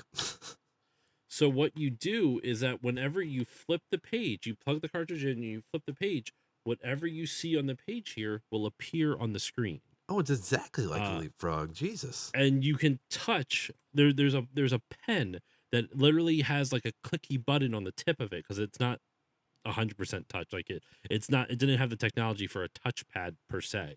So, but I guess there's some type of gyro. I don't know how it knows it, but wherever you click on the book, it will interact with that, whatever that is on the screen. So if you click on this fish that I'm pointing to right here, it'll do something on the screen. And every time you flip the page, the game knows and will flip the page with you on the screen. The screen will once again reflect the page you have open. Oh, LeapPad just copied the homework and didn't even change anything. They changed the color to green. Now, the way it does it though, if you see, like, I don't know if you can even tell, like those holes right there, those are light sensors. So if I flip another page, now you can see Gotcha. there's 3 holes right there. So it knows what page it's on based off how many light sensors are receiving light. But if you're so playing yeah, in a dark room, I guess you'd want to be in a lit room anyway. I don't know if it is a light sensor, to be fair. I'm speculating. Excuse me. It's the only thing I could really think of. But yeah, I don't get to talk about the Pico much. I think it's a really cool little footnote in Sega's history that not a lot of people talk about. And there's a lot of cool games for it. And in Japan, when it came out, there's like Sailor Moon games and stuff like that. There's a lot of cool shit for it. There's a Magic School Bus game I really want to get. Okay. But how much is each? Is it like a weirdly expensive niche? Now or it is. Yeah, there's Pico heads out there. I mean, the games themselves aren't too much, depending on the game. For some reason, so there is a Sonic game. It's like Sonic Game World or something. Sonic, yeah, something like that. Excuse me. And that for some reason is bizarrely expensive. But most Pico games, I would say, like are $20 to $30. That's not too. Okay, That's not too bad. Not too bad. Maybe 50 for some of the more pricey ones, but like $20, $30. Yeah, I got that at a convention. The dealer was like getting out of the game, like they were getting out of the business, so they were just selling things off at like crazy discount prices. I think I spent like $75 for that and like 6 or 7 boxed Pico games. Like it could, Wow. like, so I have a boxed Pico as well as a bunch of boxed Pico games, and I got it for a really good deal. But yeah, anyway, I apologize. I don't know. Sometimes people use the game collection to be like, look how all this fancy shit. I hope it's not coming off that way. I just like I'm fascinated by this shit. No, I'm glad I No, could. I'm that's glad I could platform the Pico. as another collector himself, I understand and appreciate that. Josh is like gripping the edge of. He's like gripping the arms on his chair. Am I Bateman? Yeah, his card is so much better. Now let's see Joshua's collection. When we're done recording, I could show you some other cool shit that I got. I don't want to keep bringing stuff onto camera, but yeah. No, you're good. You're good. We love it. We have Josh doing it all the time. So what's another Josh doing it? It's something in the name, I'm telling you. Something in the name. Let's do a real quick abbreviated news. I've whittled it down to 2. Are you Oh, wow, yeah. Are you ready to do news, Josh? Joshua, sorry. I was to say, come on now. Yeah, no, I'm right. Let's do it. Read all about it. Latest football scores. Morning paper. Morning Star. Paper, mister? It's time for old news. And there it is. High Guard is shutting down next week. This is a rock, paper, shotgun article written by... I've got this. I looked it up. It's Osin. It's Osin NK. There we go. I'm glad you did, because I saw that and I was like, yeah, I'm going to butcher that person's name. I'm sorry. Yeah, rock, paper, shotgun, Ocean NK. And yeah, man, March 12th. March 12th is the final day you can play High Guard. They are putting out, I think, some extra content between then and now. You know, there were people when we put out our High Guard episode that were like, they said I was coping. They said I was an idiot. And I still think it's a good game, man. It's okay. It's fine. It was just, and I said this on Blue Sky. It's a good game built on a shitty business practice. Games as a service. The party's over, boys. The party is over. It's time to go back to your single player games. Yep. I was talking a bit about this on that Talk Tuesday thing that I mentioned literally earlier tonight, but like, because we referenced this too. There's a lot of weird things about this. One, the fact that Jeff Keighley like had such a big spotlight on this at the Game Awards, and then in less than 4 months, it's just gone, which is just like, it's just, I don't know, the whole thing just, I'm not necessarily a Jeff Keighley hater, mind you, so I'm not like going off on like an anti-Keighley rant or anything like that, but it just, the whole thing just feels a little weird, like a little bit skeezy.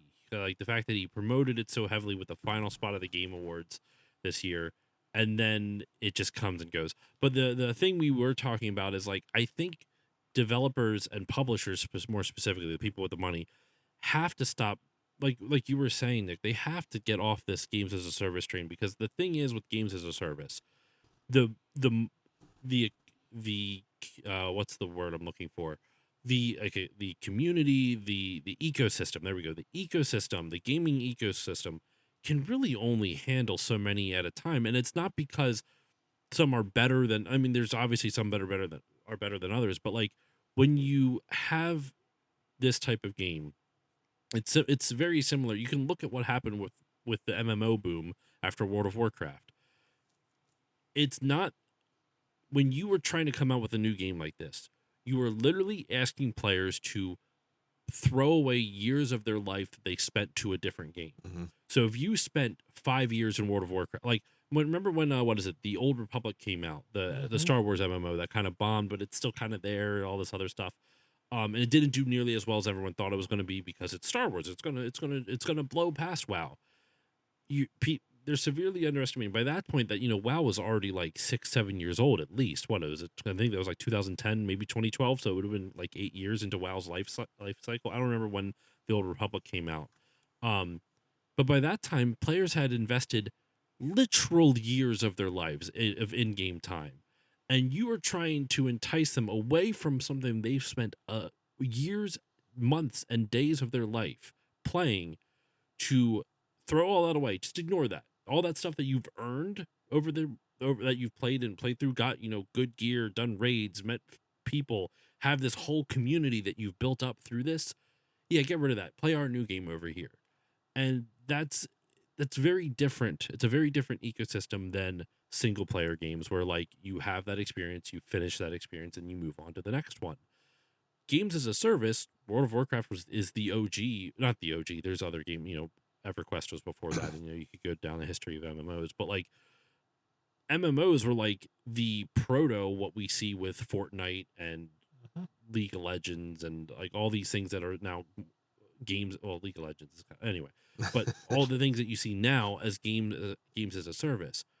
The ecosystem can only handle so many because when a game gets that popular and it has that much of a foothold, that is a lot harder to pry people away from those types of games that have a whole like they've set portions of their life around it, whether willingly or whether purposely or not purposely, excuse me.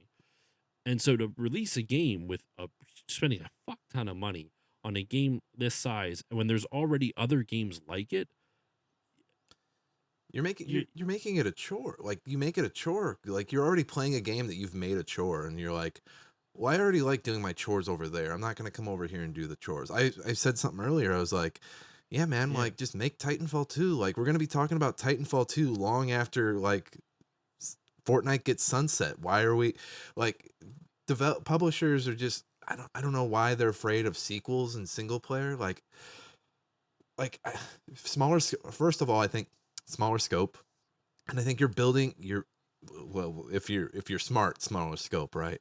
But I mean, you're building a franchise. Instead you have all these games as a service. Like what is the identity of Fortnite? The identity of Fortnite right now is what are the collabs? Who would they Mhm. get? Is it K-pop Demon Hunters this week? Oh, is it Teenage Mutant Ninja Turtles? Tell me it's something that it's the new Funko Pops, but video Yeah. game form. yeah. But Titanfall 2, And I don't mean you that as can an tell me insult, about mind you. It's BT. just it is. You can tell me about the cool time travel level. Like Mhm. I think I think the smart people are going to put out campaigns, and then maybe if a campaign doesn't hit the bit, all right, we'll get them with the sequel, and then the sequel hits, and man, why are there so many Well, people with money that are so dumb? Well, that's just it. I think that's why the AAA companies are failing. And well, honestly, we're probably going to see what used to be these big giants, Ubisoft, EA, you name it. They're going to either collapse or they're going to get to a point where they're going to have to realize that the moves they've been making over the past 10, maybe even 15 years probably haven't been the best. Where then you have all these indie companies coming out of nowhere and saying, like, hey, we're tired of what the industry's been giving us and what they've put us through. Let's make our own. I mean, look what last year, look what Expedition 33 did. I was just to say, if you say Blew Expedition every 33, I'm gonna slap you. I'm you, gonna you slap knew I you. was gonna say it, but look what it did not only for the turn-based genre or the JRPGs. Look what it did. It basically said, hey, we're a really small new group. Yes, we have a couple of our, but a bunch of our team came from Ubisoft, formerly. Like, yeah, we wanted to try these things out, but they never gave us the opportunity. And look what happened. They turned a dream into basically like it's hard to think that an indie game came out of nowhere and make this much success. It was a shot in the arm, but I think it was an anomaly. I mean, I hope for more folks like that. But funny you bring up Ubisoft, because like they've been doing the single player thing more than anybody, and they just it goes back to the scope. Like they make these huge Far Cry Mhm. games that everyone's like, ah, this kind of Another feels like a Far chore. Cry. It's This kind of feels like a once you chore. start to annualize a release Yeah. like they did with Assassin's Mhm. Creed for a while, it makes it a little less special. I also think I don't know why more studios and publishers and developers and whatnot aren't looking at what Nintendo and to an extent Square Enix has done. If you look at Square Enix over the last decade or so, they, originally they had bought up a ton of different studios, right? They had what is it? The people who made Tomb Raider. I'm blanking on Crystal the Dynamics. name of Crystal Dynamics, thank you. They had Crystal Dynamics under the belt. Dude, they published the first like Hitman reboot, right? Or Mhm. the first Hitman or something like that. Maybe the second one.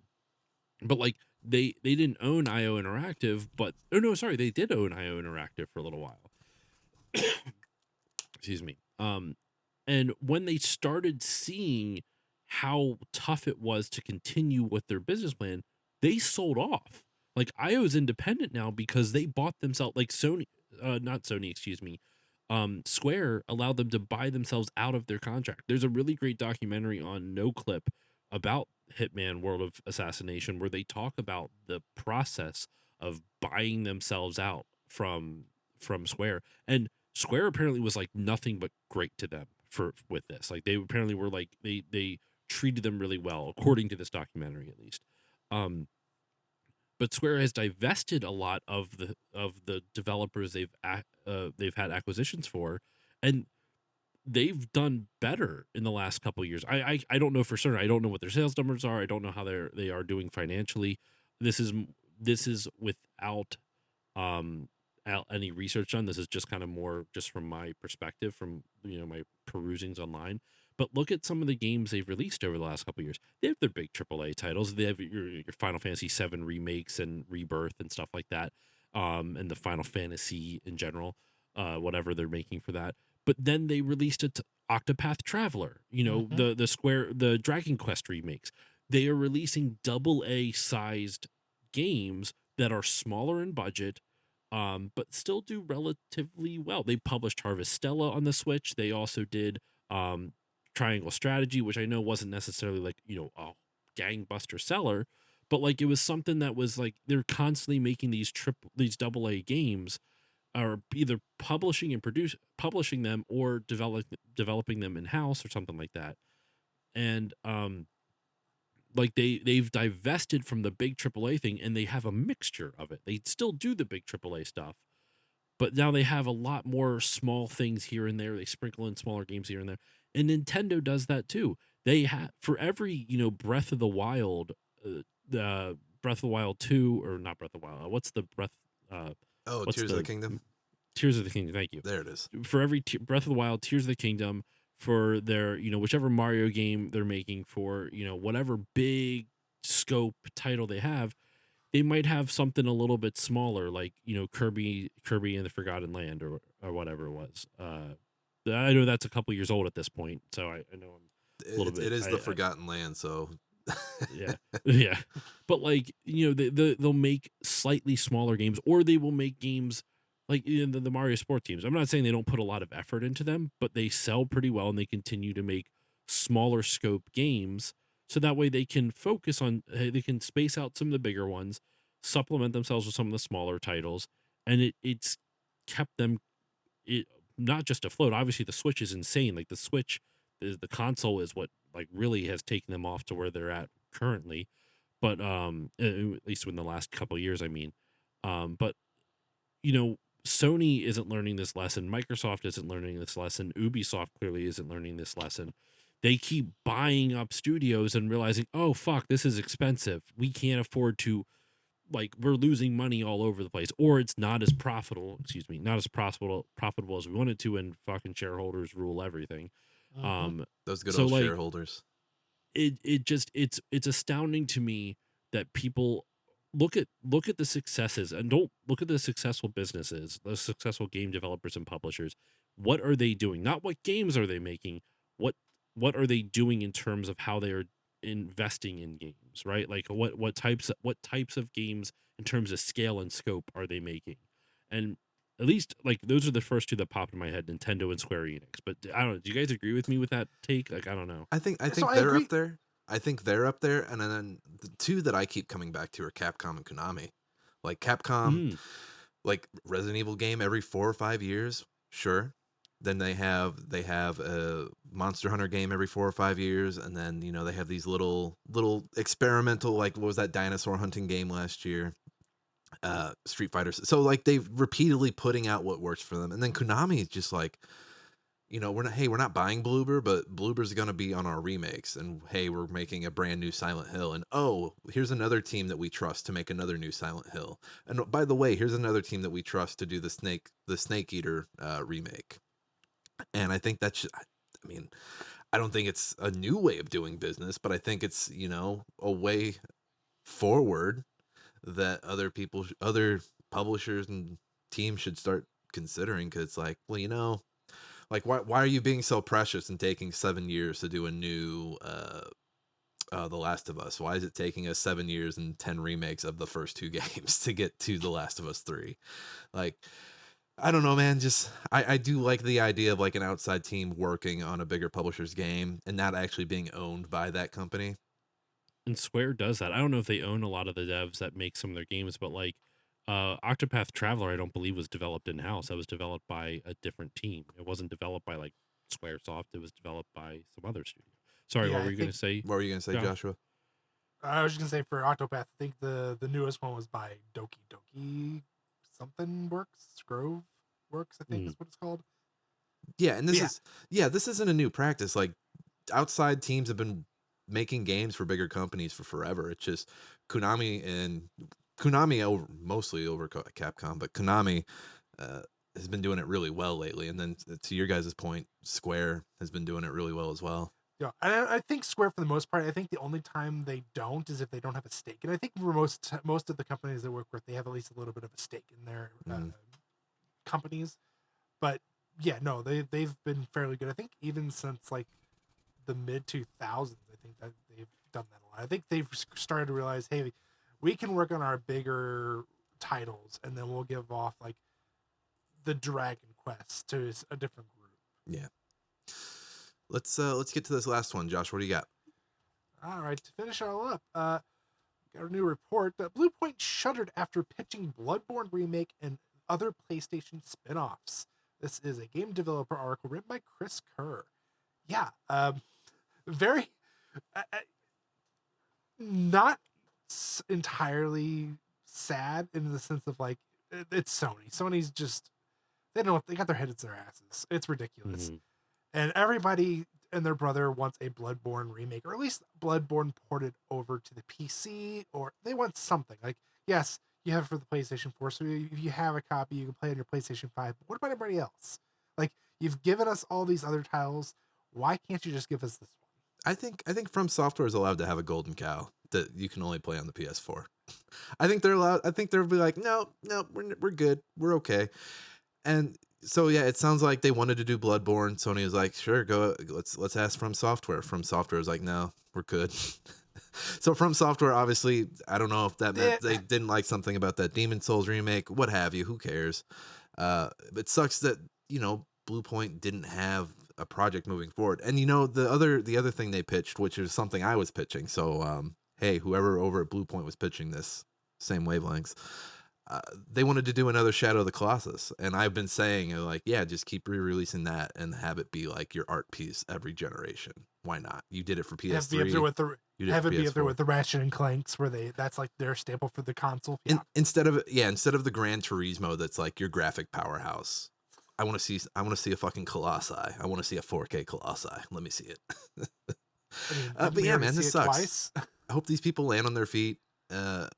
They were a talented team. It just sounds like they couldn't land that next project.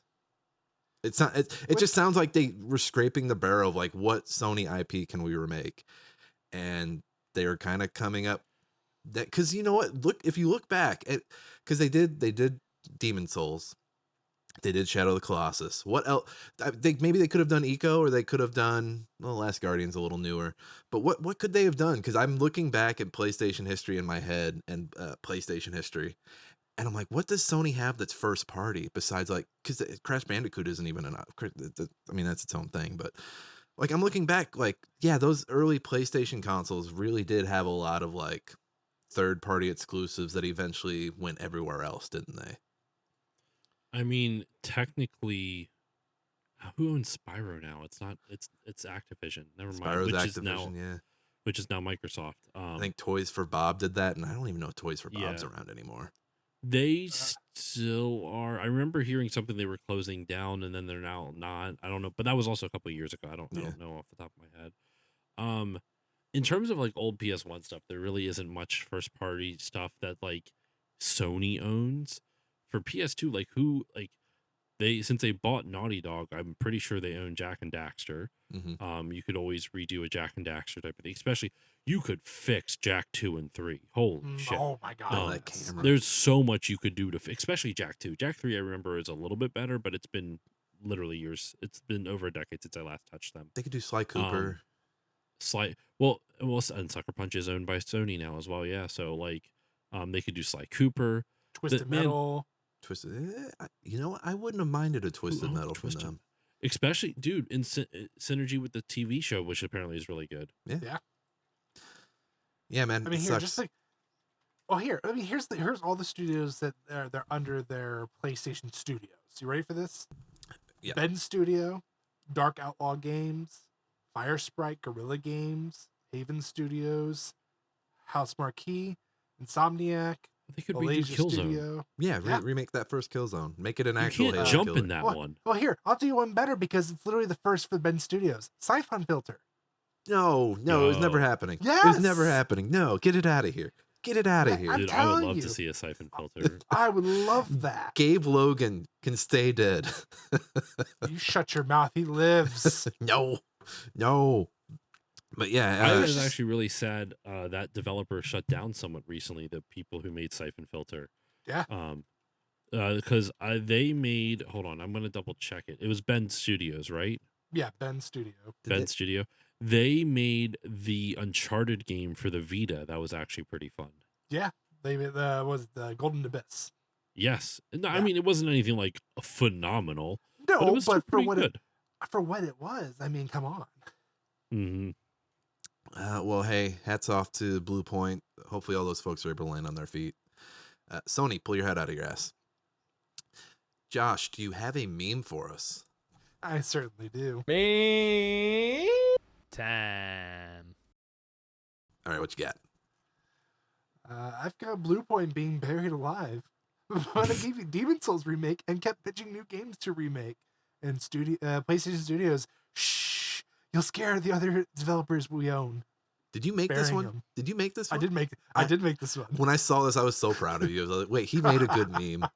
I made a good meme. The only problem I had was I could not find a really good Blue Point or PlayStation Studios logo for the longest time. It kept giving me this, like, it would blend in with the background. I'm like, no, because if you actually look in the right corner of Will Ferrell's picture, there's actually a stark secret PlayStation Studios that you can't see. Wait, so I have to zoom in and it's to the right or to the left? Top right. No, top right of that picture. I can't see. What are the secret studios, Josh? You can't put No, Easter no, eggs he- in the memes. There's no PlayStation Studios logo is hidden. It was in the just top right. all black, and it was blending in with the background. Even though Oh. it came up with a white background, it kept coming in black. I'm like, why? Gotcha. Okay, I thought like you put like secret developers that you were like, we're up next. I was like, oh my god, this is dark, No. Josh. All right, good meme, Josh. I'm proud of you. Maybe next week's meme I'll do something similar. This meme is going on the fridge. If we still post it on Instagram, that meme would be going on the Instagram. Let me tell you. All right, we're going to finish up with a quick little survey for Josh to determine how real of a gamer he is. These questions, I prepared ahead of time, so. Are you ready? He didn't. As ready as I'll ever be. All right, question number 1. First gaming memory. First gaming memory is, oh man. I would have to say the moment it's hard to pinpoint. There's a couple, but I'll go with the one that I remember falling in love with video games. It was at a church friend's house. They were having like a party type of thing, and it was one of the first people's houses I ever went to that had a finished basement. Like they had like couches and a carpeted floor and a pool table. I'm like, this is amazing. Our basement doesn't have all this. Like, why can't our basement have a pool table and a giant fucking TV? Fucking rich people. Anyway, but no, so I remember going down there and they had an NES. Now I did not know it was an NES. I knew nothing. But they had Mario 3 up. And I remember the first time, it was either Mario 3 or Mario 1. I can't quite remember which, but I remember the first time I sat down, I played it, and I remember hitting a button and my mind was blown. Not because, the game was fun. I liked the secrets and all this other stuff. But growing up, I still am. I love cartoons. I loved watching cartoons as a kid. And I sat down and I played Mario. I'm like, this is a cartoon I can control. And that blew my 6-8-year-old. I don't remember how old I was. 6-7 year old. Oh, mind. God. Oh no. No, but that I was I couldn't believe what I was seeing. Like, I'm like, how is this possible? What witchcraft is going on that I can see a cartoon on the TV right now, but I can tell it what to do? Like, I couldn't wrap my head around that. And in some essences, it still is something that I am very kind of whimsical and kind of like get a little emotional about sometimes because like as cheesy as it sounds, let me do I have something? Yeah, I got this right here. I can use this as a visual prop. Um, whenever I look, this is probably one of the like it's really cheesy and me. I don't know if it's embarrassing to think about, but like I'll look at like a console, right? I had like a Game Boy Color at hand, but like it could be an NES, it could be Super Nintendo, it could be a PS2, it could be a PS1. But I look at it and it just feels like I can feel almost like all the adventures people have, like they just on this thing, whatever this device may be. Like you plug in a cartridge and a whole new world opens up to you, and you get to experience this new world, these events that you would never get to in real life, no matter what it is. And just thinking about all the adventures, not just me, but like kids and adults and everyone who's any gamer out there who's ever been on it, just gets to like this is like a gateway. It's a gateway into so many different amazing things, and I like m- that's when I look at video games and I think about it. That's like what gets me kind of like not fully choked up, but it gets me emotional. And that first time I had that feeling was being able to control a cartoon Mario on an old CRT television down in a finished basement from some rich motherfucker's house, and it was a really good memory. Thank you, rich people. Yeah, right. Question number 2, and you might have already answered this based off that last answer. Mario or Sonic? Mario. Okay. Mario. All right. To elaborate further, I actually like Sonic quite a bit. Something I will always admire about Sonic, it has one of the strongest visual identities of any mascot platformer. Like you can look at a level and know it's Sonic just by the visuals. You don't need to like there are some like and don't get me wrong, Mario also has a very strong visual identity, but there are some games that have kind of copied that visual identity to a point where unless you know the Mario games super well, you might be able to be tricked by like a really shitty McKids level or something like that. I don't know. But like Sonic, man, there's just that visual identity is fucking strong. But I prefer the gameplay to Mario a lot. Okay. A lot more. Yeah, I'm getting Mario and Flappy Bird mixed up all the time. It happens. It happens over here. Those pipes, man. Those pipes. Question number 3. Least favorite console? Least favorite console. Ooh. I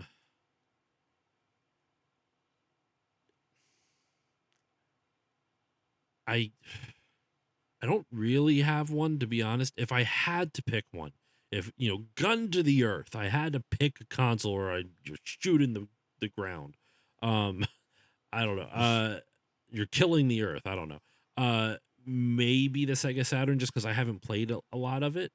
Or the Atari 2600, just because most of the games I've played on it, I'm not really like a fan of.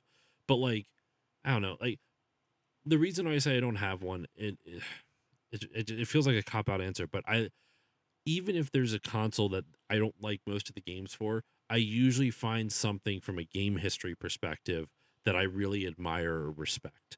Um, like for example, like I like this console quite a bit, but like the Sega Genesis versus the Super Nintendo. I prefer Super Nintendo just because I like the experiences more on it. But the Genesis had like these great, like some of the best arcade ports. It also had one of the earliest, like fairly successful online services for a game console that happened in North America, the Sega Channel, right? Like stuff like that. Like that system, and also the CD add-on, and then this 32X is as wonky as that whole setup is. That's really interesting. Like almost every game console, I find something fascinating about, even if I don't necessarily like the game. So it's very hard for me to say I don't like, or it's really hard for me to say like least favorite, because there's a lot of ones that I'm just kind of like meh on, like Sega Saturn, Atari 2600, Sega Master System. Um, they're all fine, but like there's just Atari 5200, like I don't know, like there's I don't really have any negative emotions towards them. It's just kind of like it's the most meh out of meh in terms of emotion. So I guess Atari 2600 if I had to boil it down. But The even Atari, that's like the granddaddy of game consoles. So I don't know. the Atari heads are not gonna like this. Okay, all right. I'm just taking notes for the gamers. Yeah, Next question: first game you purchased with your own money? With your own money? I don't remember. I genuinely don't remember the first game I purchased with my own money. I remember the first console I bought with my own money was a PS1. We'll take it. We'll take it. I saved up. I had it. The N64 was the first console my parents got for me for Christmas. But I remember seeing like Medal of Honor because I loved Medal of Honor and Final Fantasy VII. It was like I need to have a PlayStation 1 so I can play these games. Also Sledstorm. I'm not a big racing game fan, but that's a fucking great snowmobile racing game. It's a great fucking game. It's a really good game. I actually have a buddy who does speed runs on it, and he's the world record holder on speedrun.com. Oh, nice. Yeah. It's also got a banging I'm soundtrack on there too. I'm number 4 in the world in one category. 4 out of 6, but 4. Josh, That's still pretty cool. find that ROM, Josh. We need to play some Sledstorm. Next question: first midnight release. First midnight release. Maybe StarCraft 2? Wow, I was a little bit okay. late to doing midnight All right. releases. I didn't get into for a little while I was kind of like not lukewarm on gaming, but like there was a time in my life where it wasn't like one of my favorite things. It was just something. It was a hobby that I did, not a passion that I pursued. And now it's obviously a passion that I pursue. I probably had one before StarCraft 2, but I honestly can't fucking remember. I do remember I do remember before understanding how midnight releases worked at GameStop, where there was only a midnight release if that store had enough pre-orders for whichever game it may be. So I remember Uncharted 3, I pre-ordered it at my local GameStop. I didn't understand. I didn't know. I drove to the store at midnight and I'm like, why the fuck is it closed? It's Uncharted. They're going to have a midnight release for Uncharted. There wasn't enough people at the store. So I showed up and I made even worse is I had a countdown on my Facebook where I just left cryptic, like 5 days, 4 days, 23 hours, 15 hours. And then at the very end, I get it like, just kidding. There is no more count. The countdown's over, but I still don't have the game because there was no midnight release. There were some people at school sweating that week. They're like, "Oh my god, what's he counting down to?" Oh my god! I think I told people it was Uncharted. Even I think a friend of mine was like laughing at me because he's like, "You had this whole countdown for nothing." I'm like, "I know it was a waste of time." There were teachers that caught wind of it. They're like, "What's going on? What is he counting down to?" Nathan Drake, man. Who else? Everyone's favorite archaeologist / shooter. Ooh, where it's up 5, 6. Solid Snake or Sam Fisher? Solid Snake, only because that's the out of the two I've only played 1.5 games of Metal Gear Solid or the Metal Gear series. Metal Gear. And I have dabbled in Splinter Cell. So Solid Snake. Should play Chaos. If Chaos Theory is not on that backlog list, you should play some Chaos Theory. Splinter Cell in general is on the backlog list. I have the games, but you can't see it. It's in the collection. I just haven't touched it. You can probably skip that first one. You can skip those first 2, if I'm being honest. Just play Chaos Theory and then the 360 version of Double Agent, and you're good to go. The completionist in me, man. I gotta start at least try from the beginning. You say that now until you get to the lock picking mechanic, and then you're just like, fuck this game. Oh, that game. Next question: Last of Us Part 1 or Last of Us Part 2?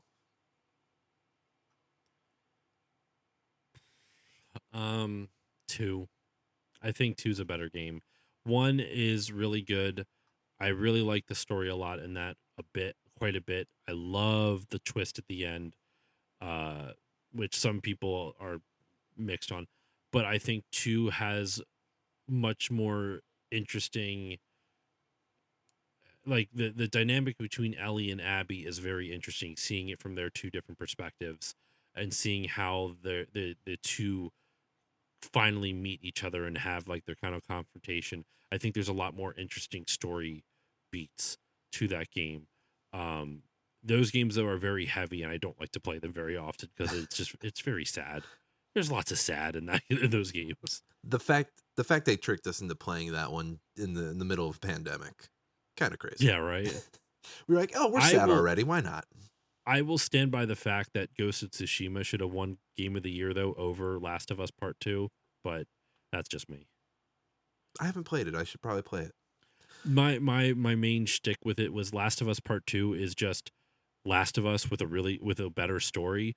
Ghost of Tsushima like changed some mechanics for open world games where like you no longer need a mini map. You can like swipe up on the PS4 touchpad and there's like the winds of your ancestors. I forget. I don't know. Winds of ancestors. I don't know if that's the name of it. But like the wind will blow and it will point in the direction that you're supposed to go for your objective, whichever you set. So you never have to like be playing the game and looking at the bottom left corner at your map to making sure you're going the right direction. You can stay in the game world and focus. And it had a great fucking story. So I don't know. And also I thought the combat was some of the like it wasn't just like button mashy combat. You actually there was a little bit of strategy involved to it too. So I don't know. That's my mild hot take that Last of Us Part 2 shouldn't have won Game of the Year. Ghost of Tsushima should have because it added more to gameplay in my opinion than Last of Us Part 2 did. And some might say the last really good year from Sony, first party wise. Mhm. Next question: Master Chief or Arbiter? Master Chief, I guess. Arbiter's a more interesting character for sure because like there's actually nuance to him. Master Chief is just this faceless dude, just fucking like. Though if you read The Fall of Reach, the book, you learn Honestly, a lot all about the his books backstory. are so good. The book I've only read The Fall of Reach and a bit of The Flood, but the Flood was hard to read just because it's the retelling of the original Halo game. With some, I've heard it's still pretty good, but I love The Fall of Reach. Yeah, The Fall book. Reach is Fall Reach does a really great job introducing everybody to Mhm. the Spartan 2s for sure. And it makes you wish, at least when they released it, that you weren't just playing as Master Chief. Maybe you're playing as like Kelly or Mhm. I forget who the other ones are because Kelly's the only one I can 100% remember. But yeah, it also makes you wish, like, because it's weird, like if you play the games, you're like, oh, you don't really meet the rest of his team until I think it's 5. You finally get to meet the other ones because they actually throughout the books you find out that a lot of them do survive even after the Fall of Reach. See, I didn't know that. Yeah. Spoiler So alert. Spoilers. well, He was going to read those books. I'm not going to ruin on exactly how it happens because there's a lot that goes on in between all of them. Yeah. But yeah, the team that you see Master Chief with in 5, those are his teammates from Fall of Reach. I from never the played beginning. Halo 5. I played 4 and I haven't there's a lot of Halo games on my back. I have to play ODST. I played 4. I really like that actually. People didn't like 4 because Cortana had a bigger role in it. I liked 4 from what I remember, but I played it at launch, so I don't know how it would. I don't know how I would feel about it. Like nearly getting close to 15 years later. No, yes, getting close to Yeah. 15 years later. Yeah. We're in the home stretch here. Next question. Speaking of Halo, which weapon would you choose? The Halo Needler or the Gears of War Lancer? It's the chainsaw gun, in case. Halo played any Needler, Gears. just because I have more experience with it, and I think it's a more fun. Because the chainsaw Lancer is just a machine gun with a chainsaw at the end of it, right? Yeah, Pretty much. You could have picked a better question than that. I would have said like, okay, either the Needler or the Torque Bow. Well, no, people are going to take the Lancer. I don't even know what the torque bow is. The Torque Bow is the one. It's like it's shot off like the projectile that it could stick onto people and then explode. Nope, the Is Lancer that in Gears 1? That's in all the Gears. Okay, I only played Gears 1, so I don't have a. Excuse me. But the Needler, because it's prettier looking. It's sci-fi. It's better. because it's prettier looking. I do. Also, love that answer. I don't know, like the Gears of War stuff. It like, don't get me wrong, it's cool, but like chainsaw on the end of a gun has been done a lot. But like, the Needler when it first came out was a really cool idea. How like the rounds do damage on impact and then damage again when they explode, and then if you like put a bunch of rounds into the same time, it essentially creates a grenade embedded into the enemy's chest and it explodes again. It's great. It's a fun Okay, weapon. here we go. Here's a better one, a better thing we can do. It's not gonna be. Plasma grenade from Halo or the frag grenade from Gears of War. Nope. See, people don't remember those grenades, Josh. We're moving on. How do they know? It's the same grenades throughout all of them, though. It's not like no one's I like. don't remember them. Oh, the frag grenades are the things that are kind of like a Yeah. like a bola almost, not Yeah. a bola, but no, it's plasma grenades. Are you kidding Plasma me? Grenades, Josh. It's not Well, even yeah, of fucking course it's close. plasma grenades. Leave the question Like, But next making time, to the which over question there, making expert. which over You there, will never- Lancer. You picked the most generic gun. The Lancer, Come on. Everyone You knows will the never chainsaw be able to gun. replicate the feeling of like playing multiplayer, seeing an enemy on the far distance, chucking a grenade in where you think they're going to go, only to have it land square in the middle of their fucking face. And Yep. then you look over at your friend's screen and there's just a blue blur because your screen looking, you're a dirty cheater in this scenario. It's just a blue blur in their face, and all of a sudden, boom, and they explode. It's great. Well, see, so you've played enough Halo multiplayer then, right? I played a lot of Halo 2. Halo Okay, 2 multiplayer so- was my jam. Shoddy snipers or Team SWAT. I prefer Team SWAT. There we SWAT's go. fun. That's the answer I wanted. Team to hear. SWAT was a lot more fun. Like Shoddy Snipers is fun, but it's that like I love snipers. That was one of my favorite things. But like SWAT, like it evened the field out so much more. Like they're like the best players have a better chance of dying because you can get a couple shots off and maybe like get them. But also if they're the best players, they usually get headshots and you're instant dead anyway. All right, next real question. Those weren't real questions, Josh. So that last one was better. I'll give you credit for that. Okay. Last two questions. This next one, your go-to console or your go-to method of gaming? I prefer console gaming in general. If I'm going to pick a specific console, I would say right now it's like PS5 or PS4, but like I would say historically PS2. Good line of consoles. Oh, excuse me. Good line of consoles. I mean, I'm a collector, man. I got them all. I don't got all of them, but I got a lot of them. Got to catch them all. That leads me right into my last question. What Pokemon are you? Or favorite Pokemon, however. Squirtle's always been my favorite Pokemon. Okay. I'm also a fan of just the original 150, 151. Pokemon is a series that I missed a lot of.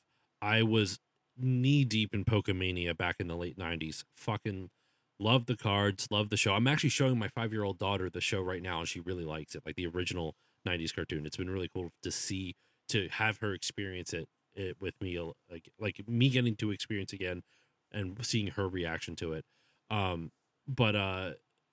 so I was knee deep in Pokemania, but after Pokemon Red, Blue / Yellow, I didn't touch Gold, Silver, or Crystal, or any other real generation until Pokemon X and Y in like 2010 or whenever Wow. 2011. Oh, wow. And I played whichever one I own. I think it was X as the one I got. I was gifted Omega Ruby, I think, by somebody, and I never beat that, but I did beat X, and then I haven't really touched a Pokemon game since. I own a couple. I own a lot of like the ones on Game Boy and Game Boy Color. I own Arceus Legends or RCS Legend or however you pronounce it. Haven't touched it, but I own it. So yeah, I Pokemon unfortunately is something I don't have as much experience as I should, considering I was knee deep in Pokemania back in the 90s. So my frame of reference is the original 151. Now there's over 1,000. There's too many to fucking keep track of. So I Squirtle is my go-to. He's my boy. I like to squirt. What can I say? He likes to squirt. The famous last words on the podcast. Josh, thank you. Gamers, do your thing. Start judging. Start determining. Is he a gamer or is he not? It's up to you. We can't decide for you. You're the one with the scorecard called your brain. All right. We have run over in time, but we are going to go ahead and close the show up. Josh, where can everybody catch up with you? Where can they find you on the internet? Where can they get Still Loading? Well, if I didn't bother you too much with my over talking on this, I apologize for chat. Like I felt like I took over too much of the conversation. You can follow me on social media. At StalonePodcast.com on Blue Sky, at StalonePod on Instagram and Twitch. Technically also on Facebook and Threads, but I'm not really active on Facebook and Threads. But I'm over on Twitch where I stream whenever the hell I'm able to. Just depends on my schedule. And then if you want to listen to the podcast, you can find it on whichever podcasting app you use: Apple Podcasts, YouTube Music, Spotify, that kind of stuff. I do lots of different things on the show. I do individual deep dive retrospectives on individual games. Right now, this is coming out this week, next week. When It's is coming this out tomorrow. Coming out tomorrow. Okay. So we are we're in the middle of Mario month on my show right now. Every March I do cover a bunch of Mario games. This year it's the OGs. We're covering Super Mario Bros. 1, 2, 3, World, and Yoshi's Island. That's all coming out. Last year I did Mario RPGs where I covered Super Mario RPG, Paper Mario, Thousand Year Door, Mario and Luigi Superstar Saga, stuff like that. But then I also I try to sprinkle in a little bit of game history into each of those episodes. I talk about development facts and as what I can find, what I think my listeners would find interesting. So a little bit of game history thrown in for context, to add a flavor of context, I guess.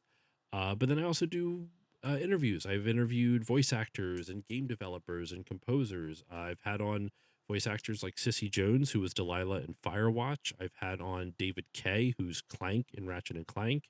Had a bunch of cool people on like that. And then I do weird ideas. The last thing I'll shout out, if you're a RPG fan, I do an episode every year called the Final Fantasy Draft, which is what happens when Final Fantasy and fantasy sports mix. But you don't need to know anything about fantasy sports to enjoy it. It's just four Final Fantasy fans coming together, and they're each trying to draft their ideal Final Fantasy game. Do you want Cloud to fight Kefka while listening to the soundtrack from Final Fantasy IX? I don't know. We'll see what people draft. We'll see what's available. So that is kind of a little taste what I do. It's kind of a gaming grab bag podcast. I do lots of bits of everything. And I cover video game cartoons every now and then. Once a month, me and my buddy Dexter get mad at bad old video game cartoons. It's a good time. Yeah, that's Still Loading Podcast. You can find it wherever you get podcasts. And we will be sure to put a link down to that in the show notes. Yeah, go find Josh wherever he's at. He's doing a lot, and I think we know one of your patrons. I think I heard that the old Switcheroo is a patron for you guys. We love Mike and JMO. They're good to us. They've been on the show a few times. They're good people. They were kind enough to actually, that video game cartoon things that I was talking about. They invited me and my buddy Dexter Morrill. He's an artist. He's an illustrator. He is the one that joins me for every video game cartoon episode. I call him my co-host with a mo-host. He is the one that joins me every single time. And right now we're doing the Super Mario Brothers Super Show and the Legend of Zelda cartoon. Zelda's almost done though. Thank God. I fucking hate that cartoon. Super Show I unironically love. It's so fun. It's goofy, silly fun. Sorry, real quick. The last episode I covered on it, Mario is like searching through a jungle, and you know how like movies where people are exploring through a jungle, they get a machete and they're like hacking away at like bamboo and shit. He's just got a plunger and he's just wailing away and like hacking through bamboo and trees. I'm like, this is great. Who else would do this? Mario. He uses a goddamn plunger as a machete. It's awesome. So they had Dexter and I on an episode to talk about Kid Icarus because we covered all of the Captain N cartoon on our show. Every single episode of Captain N the Game Master we covered on the show, and Pit, but they call him Kid Icarus on the show because they didn't know the source material, I guess. They invited us on to talk about the game Kid Icarus because we talked about Kid Icarus a lot and his bizarre speech impediment on our episodes. Yeah, shout out to the old Switcheroo. We love those guys. Go check them out as well. Sorry, I just had a brain freeze, a brain pause. You guys, you can still find me over at bluesky at nickkaufman.com. It's also where I have a bunch of written samples, so that's where all my hard drive stuff lives. Go check that stuff out. You can also find me over at hwoodtimes.com. That is my new Hollywood satire site. And then Twitch and YouTube at Nick Fat Knight. Joshua, where can people find you? Anywhere and everywhere. I'm Josh Sane. There we go. I can't wait to call you Josh again. I'm just kidding. No, I don't blame you. No offense taken. No, Josh, we love you. I love getting to see all your gaming stuff. I really do. I love your stories. I will pick anyone's brain. I promise. He really will. He really will. All right, we are gonna get out of here. Our intro and outro song is "Hunt 'Em Down" by I almost called him Alex Jones. Oh my God, it's getting late. Go, Alex Marvin Weird Clark. Infowars Alex there. Marvin Clark. We got a link to his SoundCloud down in the show notes. Go check his stuff out. It's awesome. Everybody, this has been Smashing Game Time. We hope you had a smashing great time. We'll see each and every one of you next time.